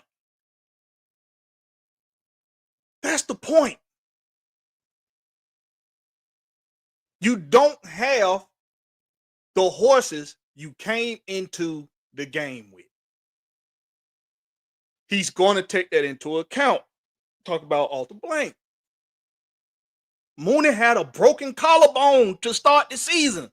You go break your collarbone and see how fast. That ain't right. Raheem told her. It don't matter. Raheem said that nigga will day to day. It don't matter. He had a hurt shoulder. That's it. And he gonna be ready by week 1. This man wait till week 10 to tell us he broke his collarbone in training camp. Raheem Morris is a dumbass, bro. Ain't nothing. I don't care what you talking about, Blakberry. But it had to be had to be on paper that he had broke his collarbone. If it's a Falcon injury book, if you go look at the injury, you go look at if they pull out the injury book or whatever it would be called, it's in there. The injury report. The injury report.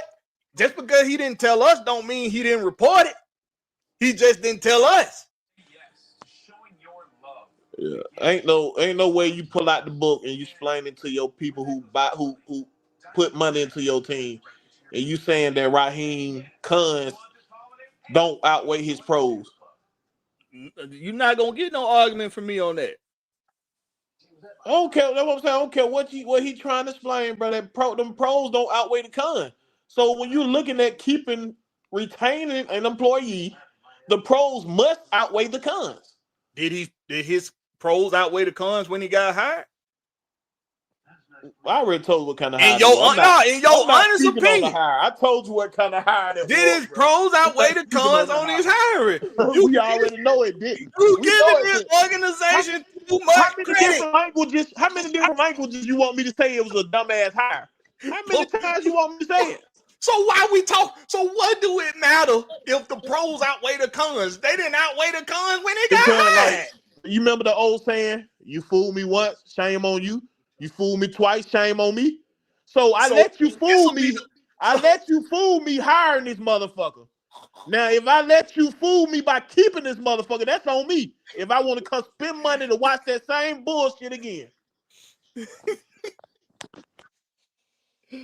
Oh my goodness.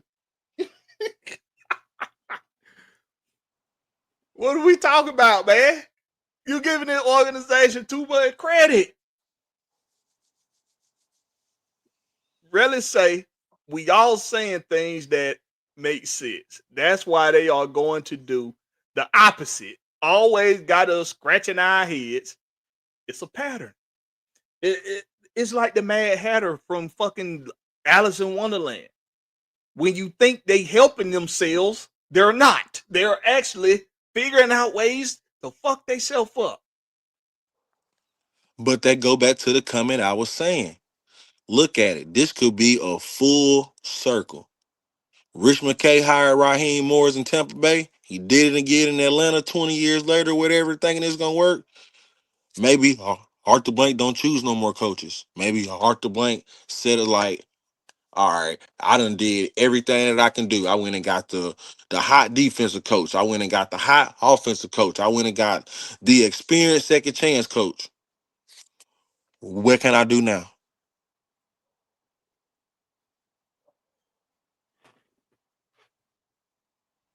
I don't use the hiring firm. I haven't used the hiring firm. What other way is there to go?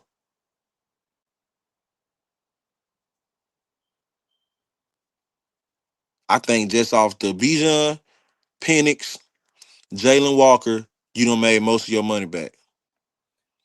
Just off jersey sales. Hold on, you remember that game?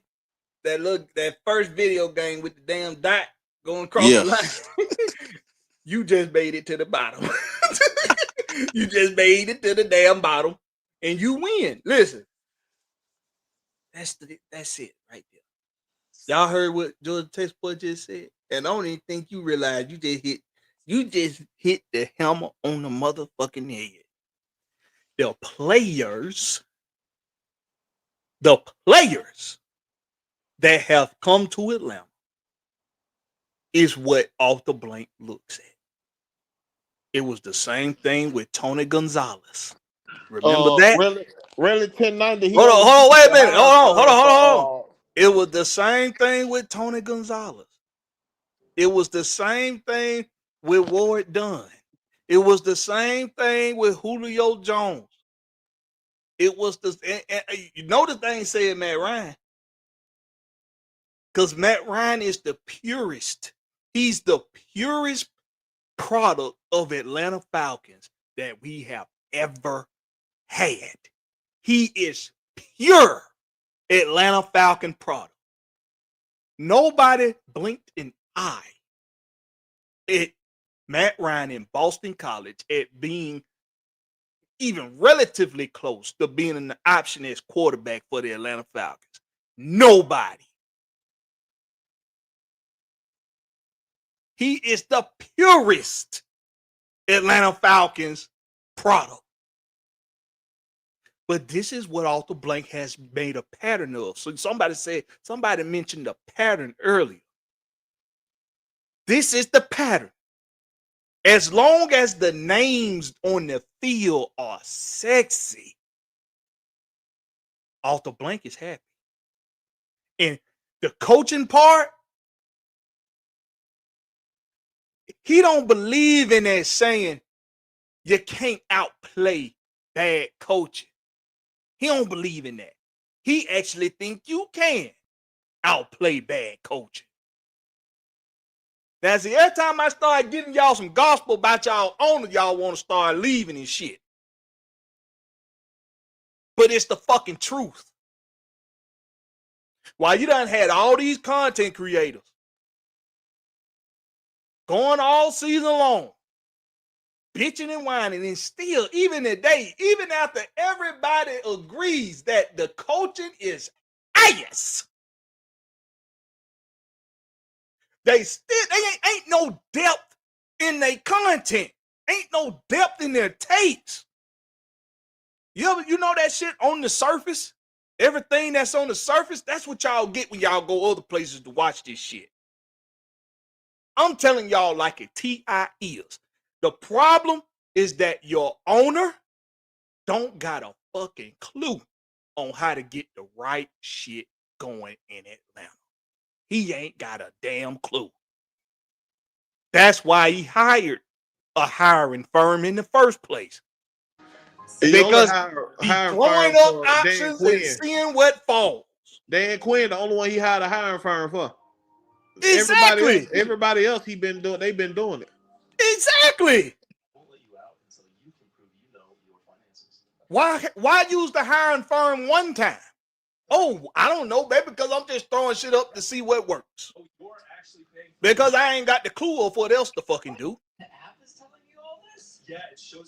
That's why I say he the passive-aggressive Jerry Jones. He's too trustworthy.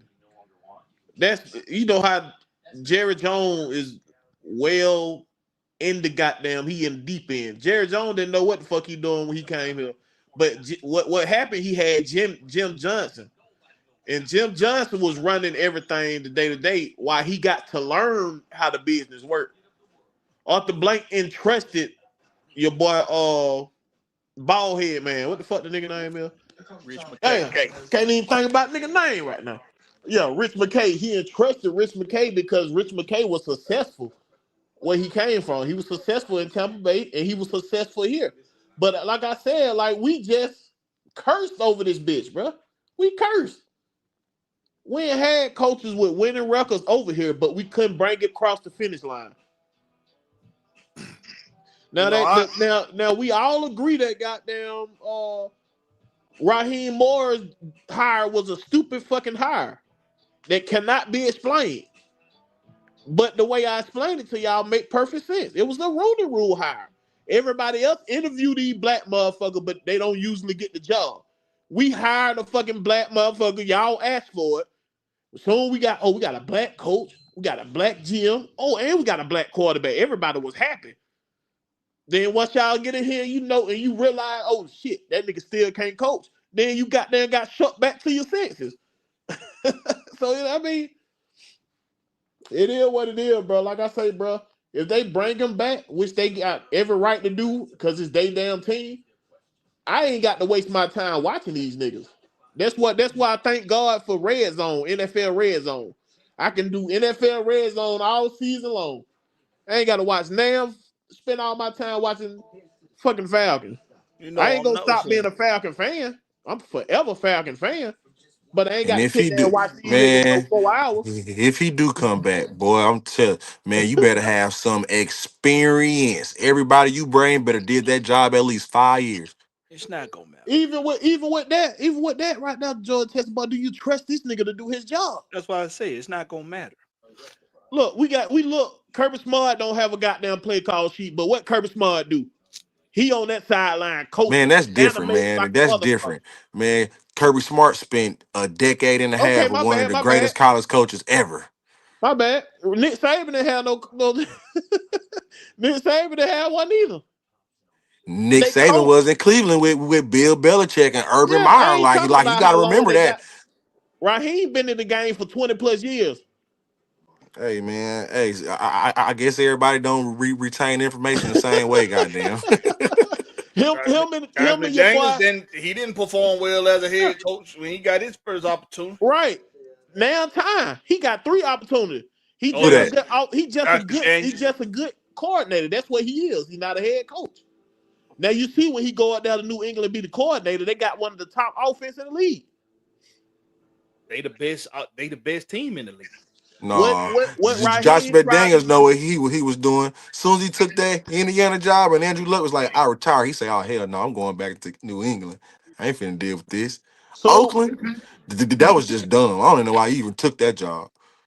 when Raheem came here, he was trying to be stupid, trying to build his own fucking coaching tree. I'm But telling you, he did it wrong. You bringing in two inexperienced coaches and you have nobody to teach them how to goddamn coach in this league. Neither one of Raheem was them thinking so have been far ahead. coordinators in this league. All Raheem Morris knew.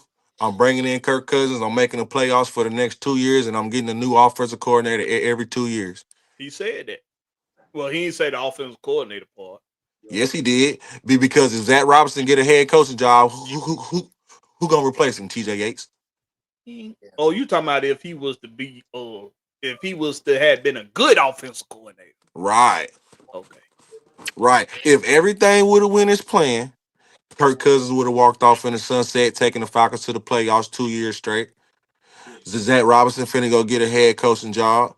Now y'all think y'all know our offense. Now we got the young quarterback coming in with Michael Penix with a brand new offense and TJ Yates. Ghost Pepper. I know you didn't just say that Thomas Dimitrov hired goddamn Dan Quinn. And we just sat here and said the hiring firm hired this man. Yeah, the hiring firm hired Come Dan on, Quinn. dog. Come on. But Y'all the notice P, that the hiring firm hired the hottest defensive coordinator and the yeah, hottest offensive I, coordinator. I was gonna say like Yeah. how the hell you can't the hiring firm didn't do shit that the GM wouldn't have done. We It don't ain't what it Arthur ain't like Blank they went y'all and found some hidden gems out there on somebody's staff that was going under the radar but had this long line history or winning like your boy in Philadelphia, maybe. y'all forgetting about that Arthur Blank came and told y'all the GM don't hire coaches here. The GM and the coach work as a tandem. He came out and told y'all that. That's the way he's been running it since he got the team. It's ran like a fucking democracy. That's the way he's been running it since he got the team. That's what I've been saying. That's what I've been saying, Will. It's ran like a fucking democracy. Yeah, it And ain't that's working. why it's See, failing. the You thing gotta is, vote. the You gotta thing vote. is You gotta vote. insanity. Once you see shit ain't working, it's insanity for you to keep doing the same shit. If I see me not letting my GMs hire their own coaches not working, why would the fuck I keep doing the same thing?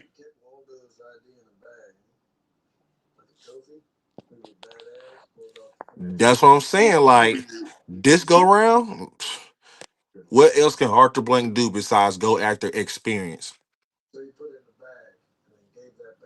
You done brought in two brand new If I'm, GMs and Thomas Dimitroff and Terry Fontenot, and every head coach you brought in outside of Raheem in a way was a first time head coach.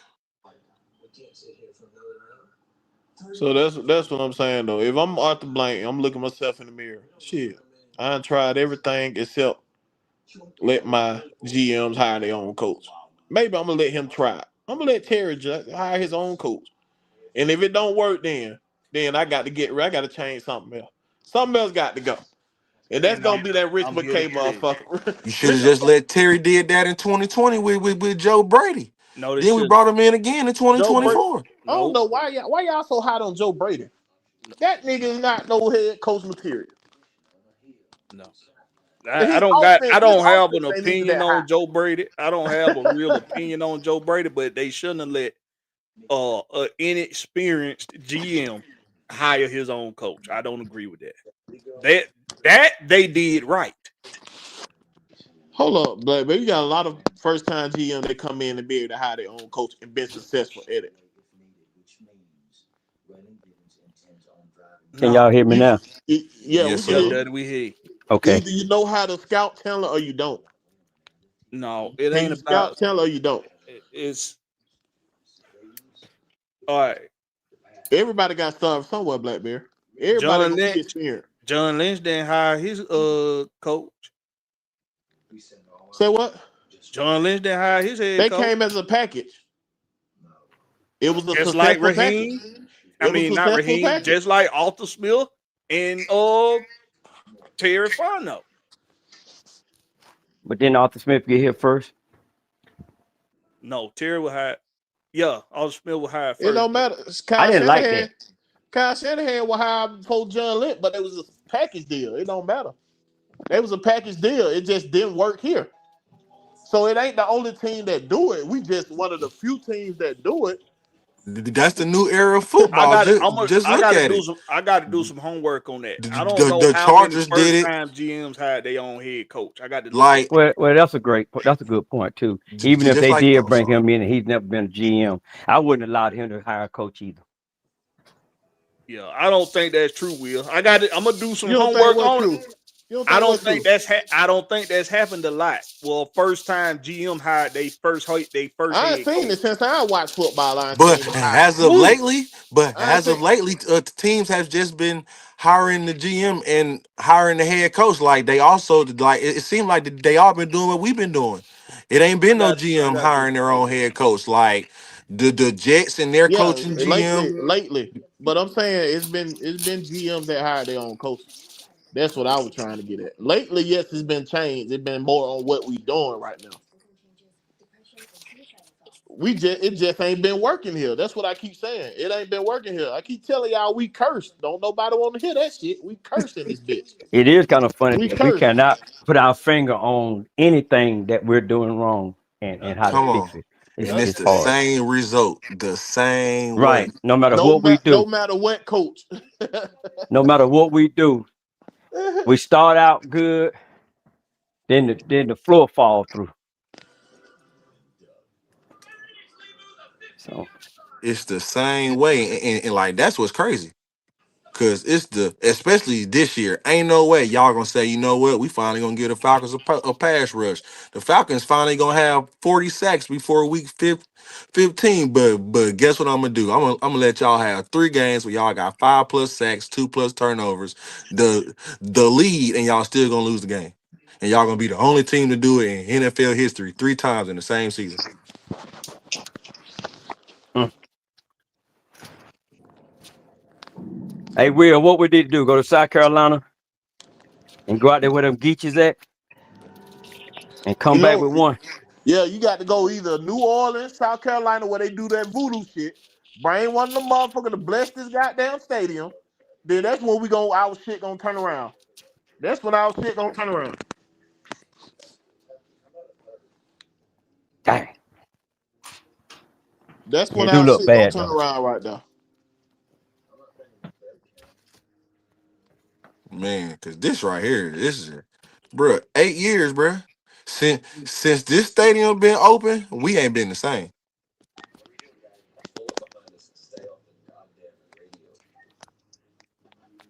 And see, the bad part about it is in about 4 weeks, I'm gonna say at least, well, I'm gonna say February, PSL owners got to make the same decision that the team got to make.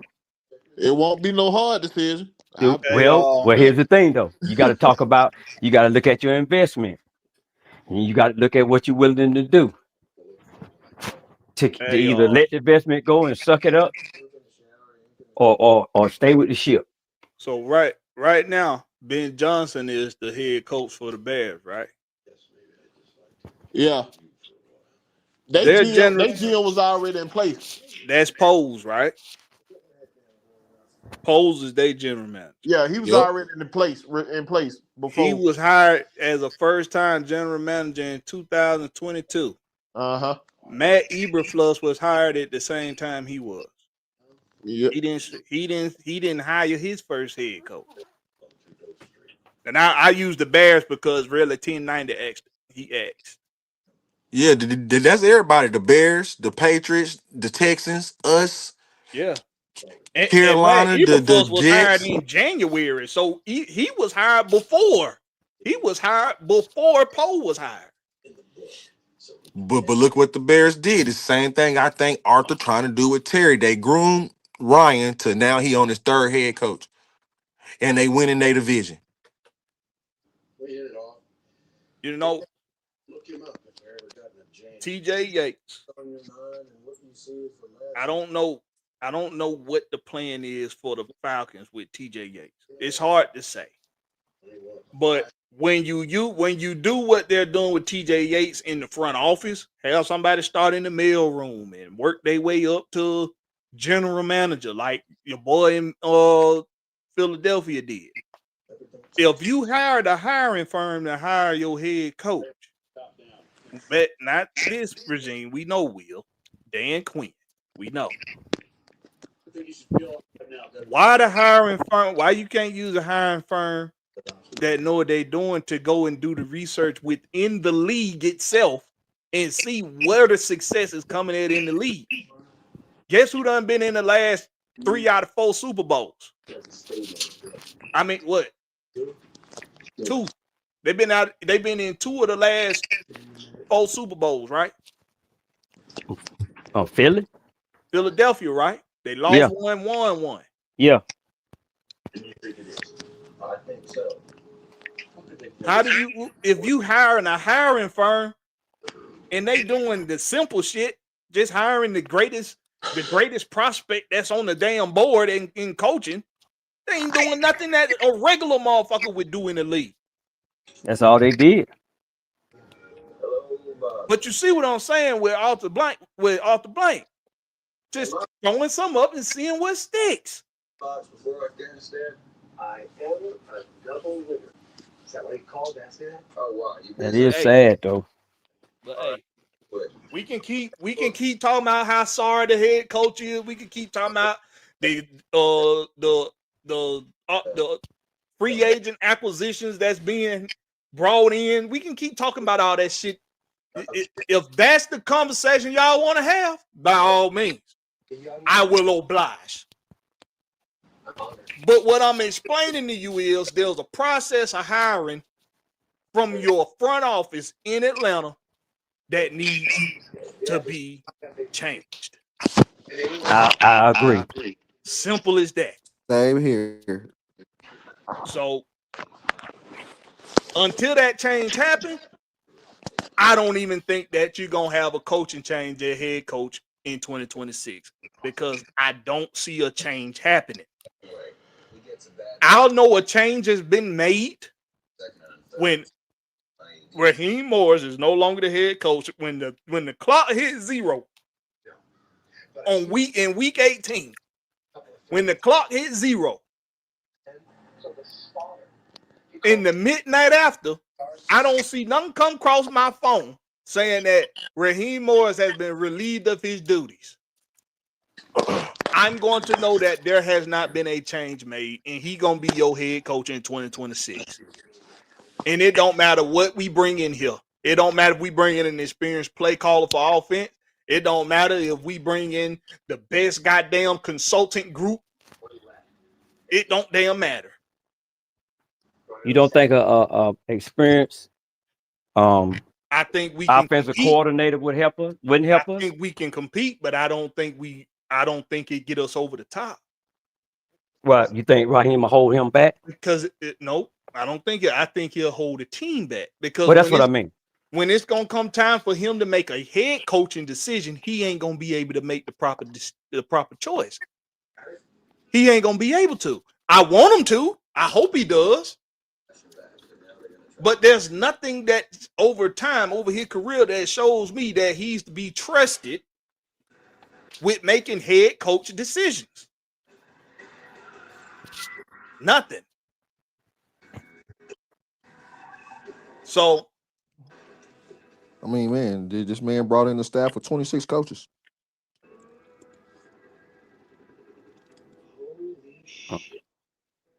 Yeah, you got a point there, because I have worked for some around some people that were good workers and smart, but our management team was sorry.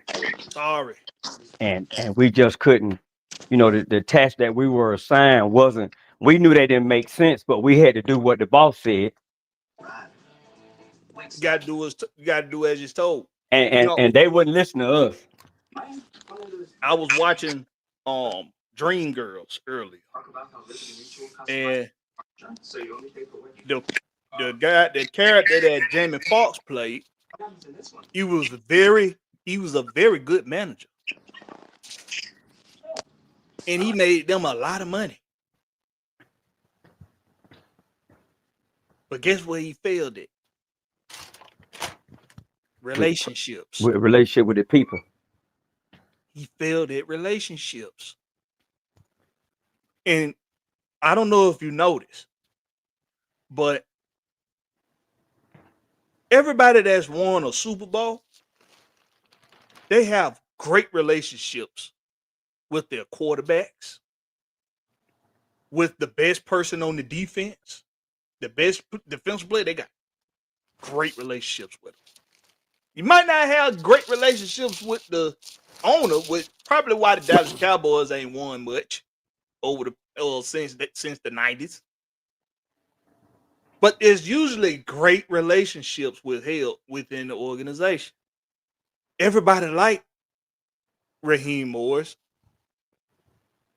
but maybe that's the problem. Maybe that's what I was gonna say. That don't have nothing to do with the relationship. That ain't got nothing to do with the relationship. Hey, how long has Harbaugh been with the Chargers? This is first year, right? Second year. Yeah, second year. You notice he got a ritual with his quarterback before the game. Have anybody seen that? He go and motivate his quarterback before every game. Look it up. He pump him in the chest. He's talking to him. He's encouraging him. And it's became a ritual before every game that Harbaugh does for Herbert. And I like that. And Herbert standing there and he looking at him, and you can see the passion between them dudes, man. Yeah, you need to check that out. But see, Raheem, what we see Raheem doing, and I'm not knocking him, but he's got the stuff that he does not motivate me, and I know it don't motivate them players. Because I'm looking for that when I'm in the stadium. I get in there early. I'm looking at the energy on the field. I'm looking at everything that's going on the field, and I don't see none of that. Don't see none of the camaraderie that is needed for a team to play together as a group. I can like you as a person, right? But when it comes to your coaching, I can just be like, man, if only you was as good a coach as a person. I can't get jiggy with. Right, I need that from you. I need to hear it from you. I need to hear. Go ahead. a lot of people think that when you're in a good relationship, it's because you got all this admiration for one another. Nah. But I done explain how two people that hate each other's guts can be the best business partners I've done it. if they know how to put business before personal. Everything in its proper place at the proper time. Communication, accountability, Ability. Responsibility. and responsibility. Those If were my traits. if if the two people in business with each other can put those three, can be great at those three things: communication, responsibility, and accountability, they can be the best business partner. Because I'm great at what I do, you great at what you do. I know you gonna get the job done because you showed me you get the job done, and vice versa. Now, when I turn the lights off and turn the key, I can't stand your motherfucking ass. But I know when it's time to come open up shop the next day, we finna meet the bottom line. Back to business. It's back to business. When I say good at relationships, it ain't about him being liked. He don't know how to take business and put it before personal. You can tell that about Raheem because he don't have no interest in running none of these units. Think about it. You gon' we gonna start wrapping this up. But this is what I've been explaining the past handful of weeks. Ain't I Georgia, Texas boy? When it come to the interview process, what was discussed in the interview with Raheem Morris and Arthur Blank? What was discussed? You coming from a championship winning football team where you was the defensive coordinator. Everybody see what Sean McVay bring to the table. It's evident. The proof in the pudding that Sean McVay know what the fuck he doing as a head coach. But what does he do? He run his offense. So in the interview process, if it wasn't discussed that he gonna run his defense, he gonna bring in these inexperienced play callers and coordinators. Raheem was an experienced play caller and coordinator, and he was the defensive coordinator hired by Sean McVay. Why are you hiring an inexperienced defensive coordinator and play call on defense, and you not gonna run the defense? Boy, you just said something right there, boy. Tell them again so they catch that one. I repeat it. You said a good one there. If Sean McVay hired you, an experienced defensive coordinator, to run the defense, he knew he was going to be running his offense. But even his offensive coordinator had experience calling plays. Why you not hiring somebody with experience if you're not going to be running your defense? Just like now, what did Sean McVay do when Raheem left? When they got an experienced defensive coordinator. What? I done told you, Blakberry, boy, you just said something. Boy. So he didn't learn from McVay then. He didn't pay attention. But what was discussed in the interview? Mm. Because if that's why I'm hiring him, if I'm hiring him because of his experience on a championship winning team with a championship winning coach, I'm expecting him to migrate what he done learned over there over here. And he didn't do it. Ain't none of that been brought over here. And I ain't just talking about the winning coach, because that way everybody want to talk about coaching shit right now. Damn that. No. He didn't bring none of that they do in LA to Atlanta. He wanted him to bring that pedigree with him. Now, what he did do, like the text boy said, is he followed a method that they used. He went and got an experienced quarterback that he thought he could win with, and he was going to groom a quarterback to come behind him. That's what they're doing in LA right now. Stetson Bennett, when Stetson Bennett take over for the Rams, when Stafford hang it up, Stetson Bennett gonna be a goddamn good quarterback in LA. Watch. And the Michael Penix picks, that's only because Raheem Morris was here with Matt Ryan and they seen that we didn't have no succession plan. And Arthur Blank for sure didn't want no more quarterback issues in Atlanta after the damn Marcus Mariota and Desmond Ridder fiasco. So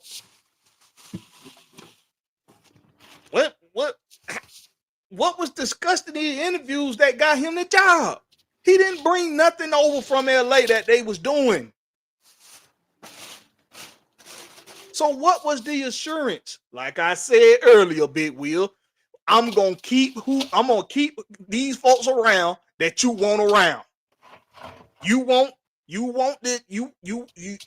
Jerry Gray, he'll stay. You want TJ Yates, he'll stay. You want with the offensive line coach, he will stay.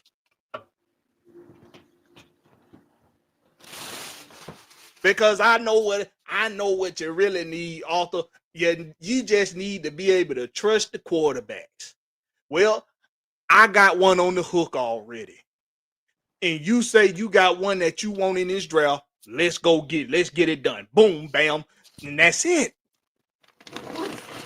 Bill Belichick got to be able to run the show. Jim Harbaugh got to be able to run the show. And your boy Bucky, when he came in for the interview, he told everybody, I'm not going to a team that don't already have an established quarterback. I think it's his name, Bucky, the black guy. Yeah. What his name is? I can't get it out. But he sure told him, he said, I ain't touching it. Who's that? What's his name? Bucky. He's a analyst / scout, I think. I know he talking about. I can't get it. The dude from that be on ESPN a lot. Bald head guy? Yeah. Yeah. I know who y'all talking about. He used to be a scout for the Eagles. Yeah. He told him. He said, nah. Go ahead, Black. But Louis Reddick. There you go. Louis Reddick. They was trying to hire. He was in talks to be general manager though. He to be a general manager somewhere. Yeah, but he was like, but he was still saying he wasn't coming in without no quarterback. That came out of his mouth. So they probably said, well, we don't need you. But I agree with some. I can't remember who that was. That said, I think what Cam Newton had said. Well, if he ain't trying to go get his own quarterback, what the hell I want him for? if you want the hard part to be done for you, then I don't need you. Not nobody needs you. But see, place, what the hell need you for? And I like Louis Riddick, but that right there, that's some bullshit, Louis Riddick. I think it's easier to draft around to scout around a quarterback than it already made quarterback than it is to take players and put them around the quarterback. Nah, it's definitely hard to find in a quarterback. Depending on what type of quarterback it is. Because just look at the Lamar Jackson. They built that team around Lamar Jackson instead of for Lamar Jackson. And you can't tell me that the team he done had around him outside of this season, because everybody on defense old now, but outside of this damn season, he done had sure star power around him. Who defense? Maybe not in the receiving group, but Baltimore defense old now. Baltimore got some young pieces on that defense, they got like in a lot of second contract players. They ain't got a lot of 30-year-olds on that defense. They core pieces. Baltimore defense is not old, bro. How long Humphrey been in the league? About 3 years, 3 or 4. Bullshit, boy. Hell no. Humphrey on his second contract. Bro, Humphrey been in the league. Big Will, I already told you this. Humphrey is 30 years old. That don't make the team old. Most of that Baltimore defense old now, man. But I'm gonna be honest with you, man. You remember when they were doing the negotiation with when Lamar was on the free agency thing, I guess, or threatened to be. I'm still glad he didn't come though. Him or He Watson. he never had. They never was coming. Nah, but I'm just They saying, never a was lot coming. of I've heard a little chatter about, the Falcon fans wanting Lamar and Watson and kind of getting the business from that. We know where you heard it from. Yeah. I mean, they're We still know. talking about it after 3 years or whatever. We I'm not just paying no attention to that shit. I'm just wondering, what's the significance of that? You know. So Yeah. How long? It's just like it. We gonna be honest. We can't sit here and say that Baltimore ain't gave Lamar Jackson every chance year after year since he signed that contract to win the Super Bowl.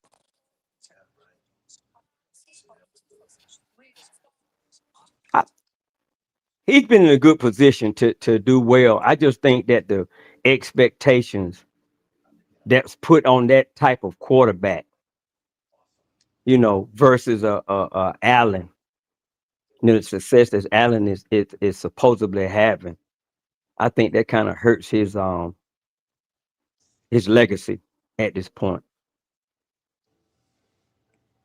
Yeah, because they think about it. That's the same thing they said about our boy Matt Ryan the first 5 years. Oh, the Falcons can't win a playoff game.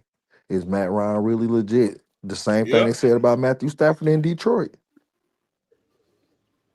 Folks were Yeah, sleeping on Matthew Stafford until he won a Super Bowl. man, I never slept on. I kept that Until dude in my until he fantasy left for many Detroit. years. Until he left Detroit, them Facts. folks sleeping on that man. I I had him on watched my Matthew on my Stafford in fantasy high team. school and at Georgia. Yeah, Yes, sir. they Raven defense. They core guys. They old now, bro. Calvin Noy, he 34. John Jenkins 36.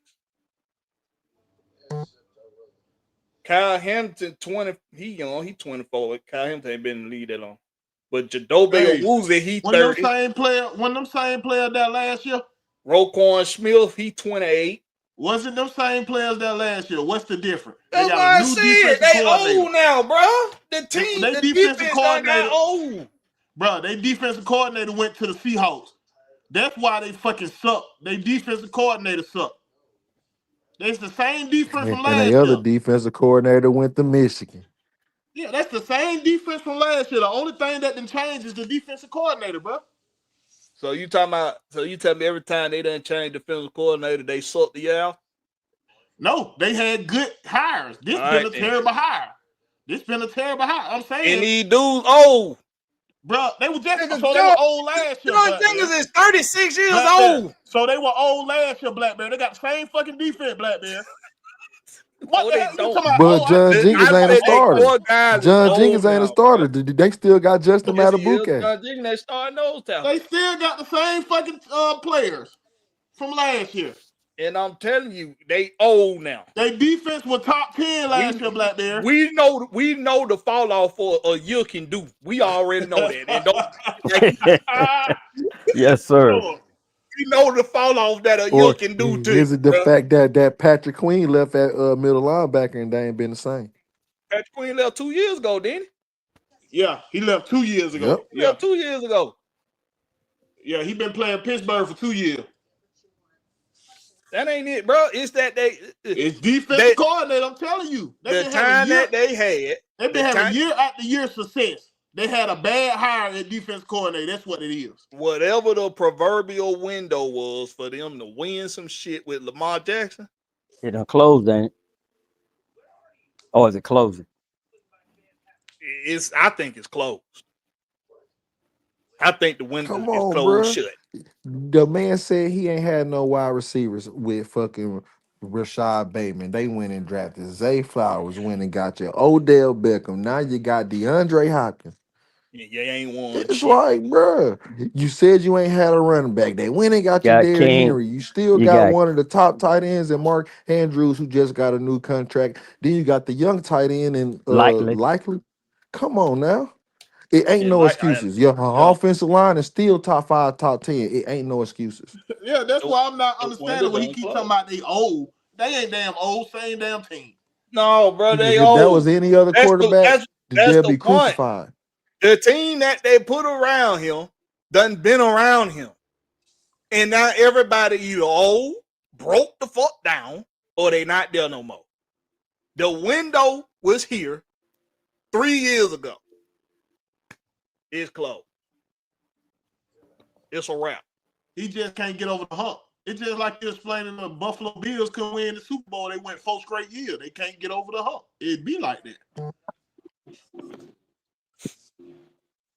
So that's all I'm saying. I'm just saying that the team that they put around him, it's been around them too long now, and now everybody they out of their prime. Humphrey's out of his prime.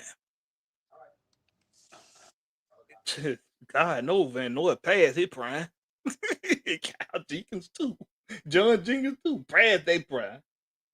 And Jadobi Owuzie, now he was more productive last year than he was this year for sure. But like I said, we know that the year of fall off that a year can do. If don't nobody else know that, we should know that. And then God bless Roquan Smith hard. God bless him, but Roquan, he done been around for a while now. Oh, so you saying Roquan old now? He old. He old enough. He 28. What Lamar Jackson excuse? That's what I'm saying. The guys around him ain't in their prime no more. The window they had with Lamar is closed. When he was injured on a couple games, they were putting up numbers. They went on a win streak, Blakberry. When he was injured, they went on a win streak. This year? Yes. They ain't won but like 4 games. What? They won more than 4 games, Blakberry. Hold on. Right now, them in Pittsburgh, I think they tied. The Pittsburgh top is of the one division, game up in the division. Hold on, let me look. And that's since Lamar Jackson been back. Now, since Lamar was out, now they was playing a little iffy. They was a little wishy-washy, but since Lamar Jackson been back. They went on a 4-game win streak when Lamar was out. They ain't won but 6 games. They went on a 4-game win streak when Lamar was out. They done lost the last 2. Whatever. I don't know how many games he went to, how many games he missed. They won. They was on a win streak. Bruh, they done lost the last 2, and they ain't won but 6. He been back the last 2. Lamar been back the last 2. I said when he was out, Blakberry, they was on a win streak. I know because I got the nigga in fantasy. He wouldn't give me no damn points. They ain't won number 6 games, man. They done won 2 more games than us. What we talking about, bro? The window is closed. All right. Let's give our last take. Let's take it around. We can't use they ain't play nobody because the goddamn Jets beat our ass too. We ain't gonna use that goddamn. This the NFL. They play somebody every week. Yeah, well, when you play us, you gonna mop the damn floor with us. So what that say? I don't know. Would Buffalo say the same thing? Would Buffalo say the same? We just inconsistent, bro. Buffalo inconsistent. Buffalo been up and down this year. They hot, they cold. You said that yourself. Hey, give our last before take, we get out of here, go ahead, George. what's y'all thoughts on make it your last take. What's y'all thoughts on Phillip Rivers signing with the Colts? That was a bullshit ass panic move. This man is 44 years old with 30 kids. They panicked. The fuck is he trying to get away from them damn kids. Yeah. He said this retirement shit for the birds. No, this too much time with these little bad motherfuckers. Let me get Hey, but it's a panic move though. But it's a good move for Indianapolis though, because they're a set team. He ain't got to do too much. Shit. You say it's a good move? He ain't got to do too much. When the last time this motherfucker threw a football in the NFL, bro? He been coaching. He been coaching, so he ain't like what year that was? 2020.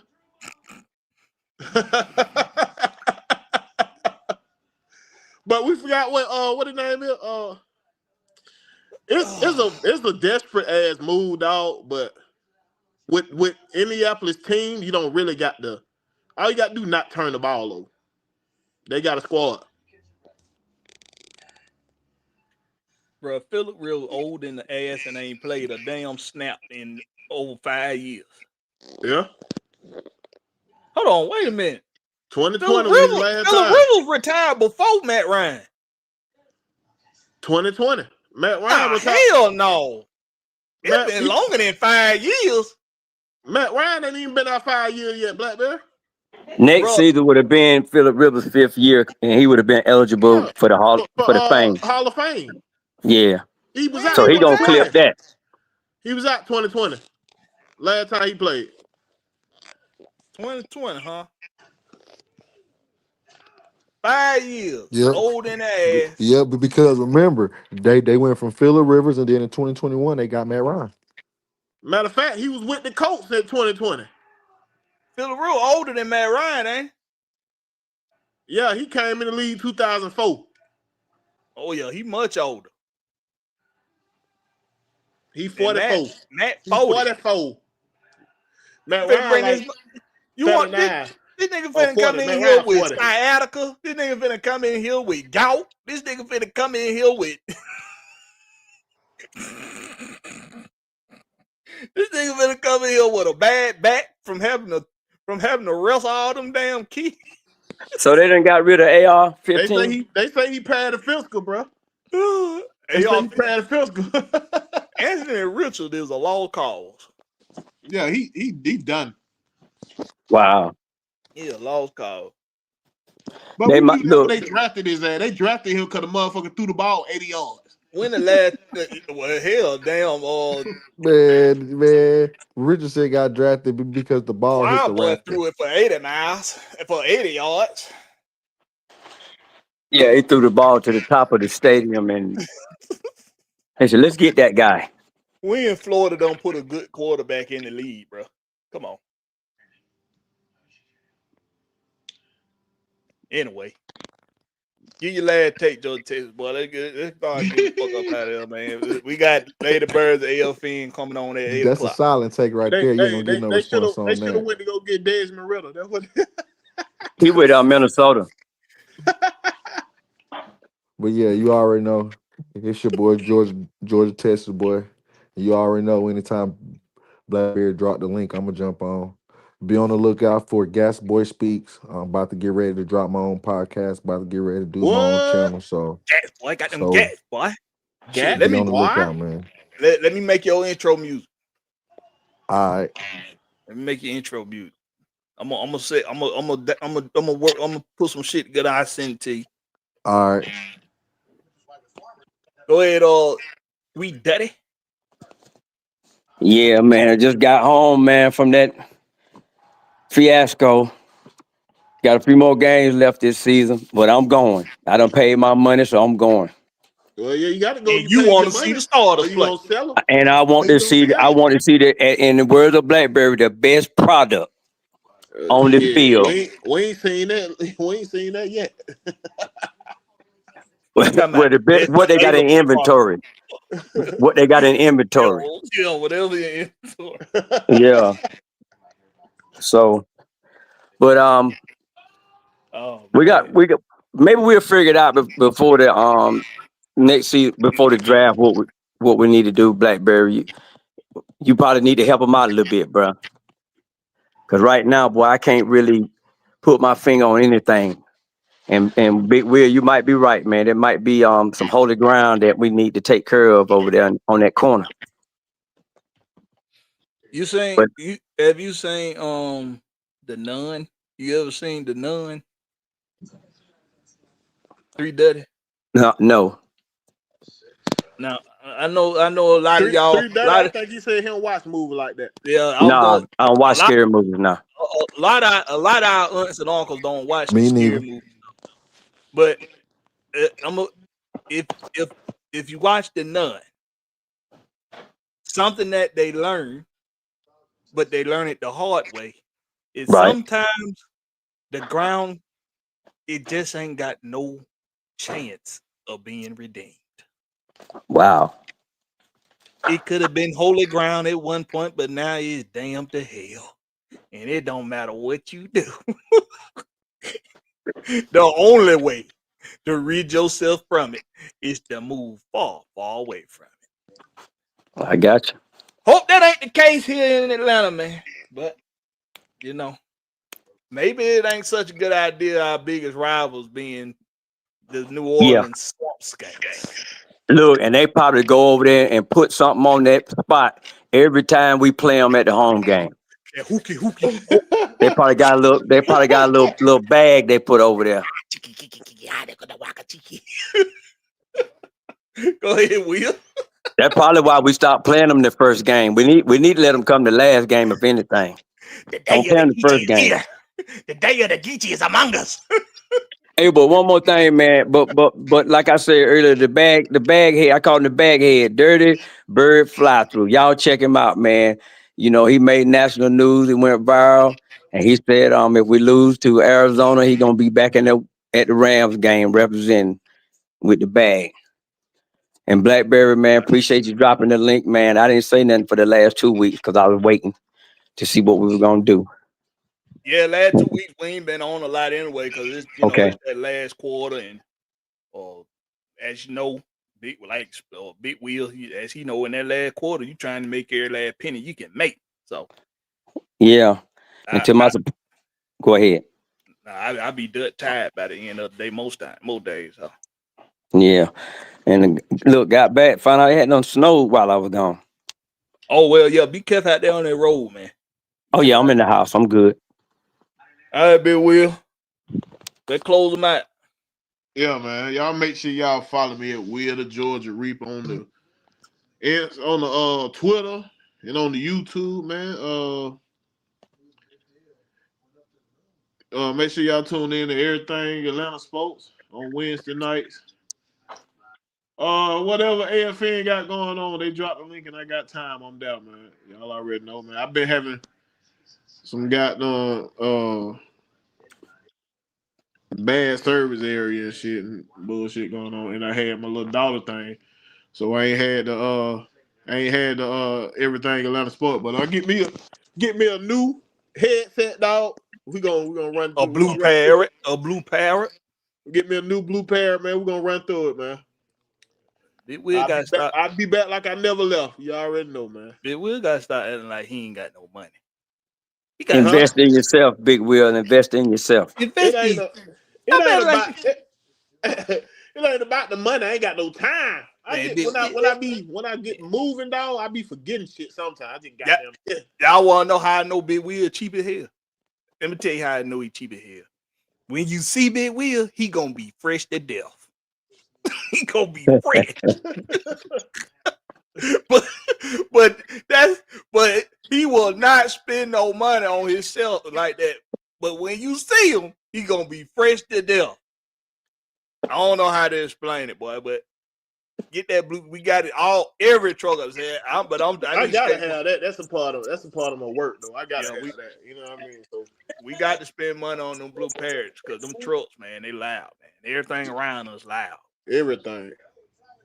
The Lady Birds of AFN, they'll be on at 8 o'clock. They got a special They guest got special tonight. guests. Y'all tune in and see what the special guest is. I ain't gonna tell you. Yeah, y'all Yeah, got to I was tune in. I'm waiting on that. That's gonna Don't be you say interesting right there. That's all I'm gonna say. That's gonna be very interesting.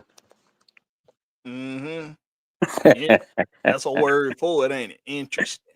Interesting. But they got a very special guest tonight. Y'all make sure y'all tune in for it tonight at 8 o'clock over on AFN, Atlanta Falcon Nation. And show some support to them Lady Birds, man. Y'all keep supporting them. Also, this Don't week you say nothing, 3 Daddy. Don't you tell them who the guest is.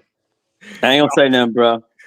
I was supposed to do a Friday night live this past Friday, but I wasn't able to do one. And I'm probably not gonna be able to do one this week either. Like I say, the last quarter of the year, we in December now, so yeah, your boy putting in that work. I got to put that work in, close out the year good.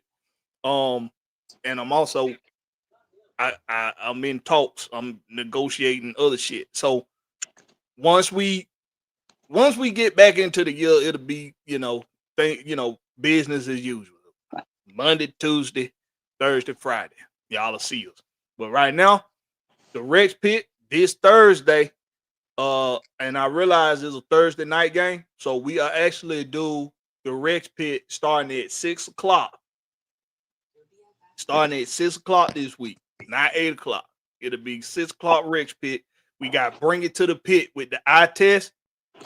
And John from the eye test and Wolf respectfully.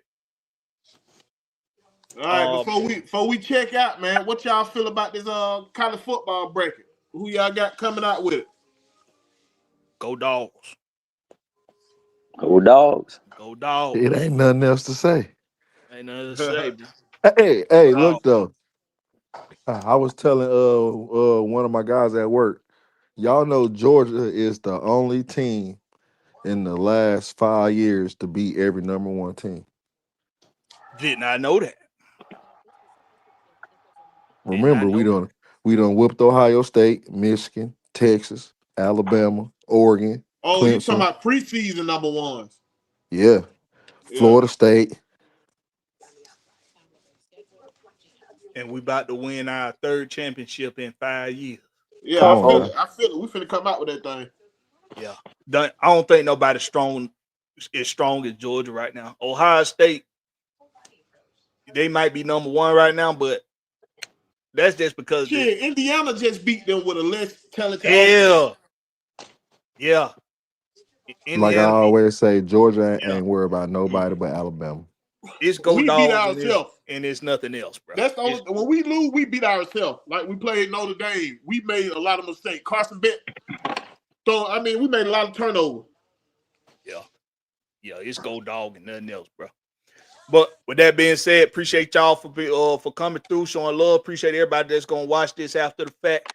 Appreciate you in the chat. Appreciate the panel, everybody that came on the panel today. Y'all make sure y'all kiss your mamas if you still got them and show others the respect that you want to be treated with. This has been the home team with Blakberry. That's Blakberry, no C, just that K. Catch us on the flip side. Peace. Peace.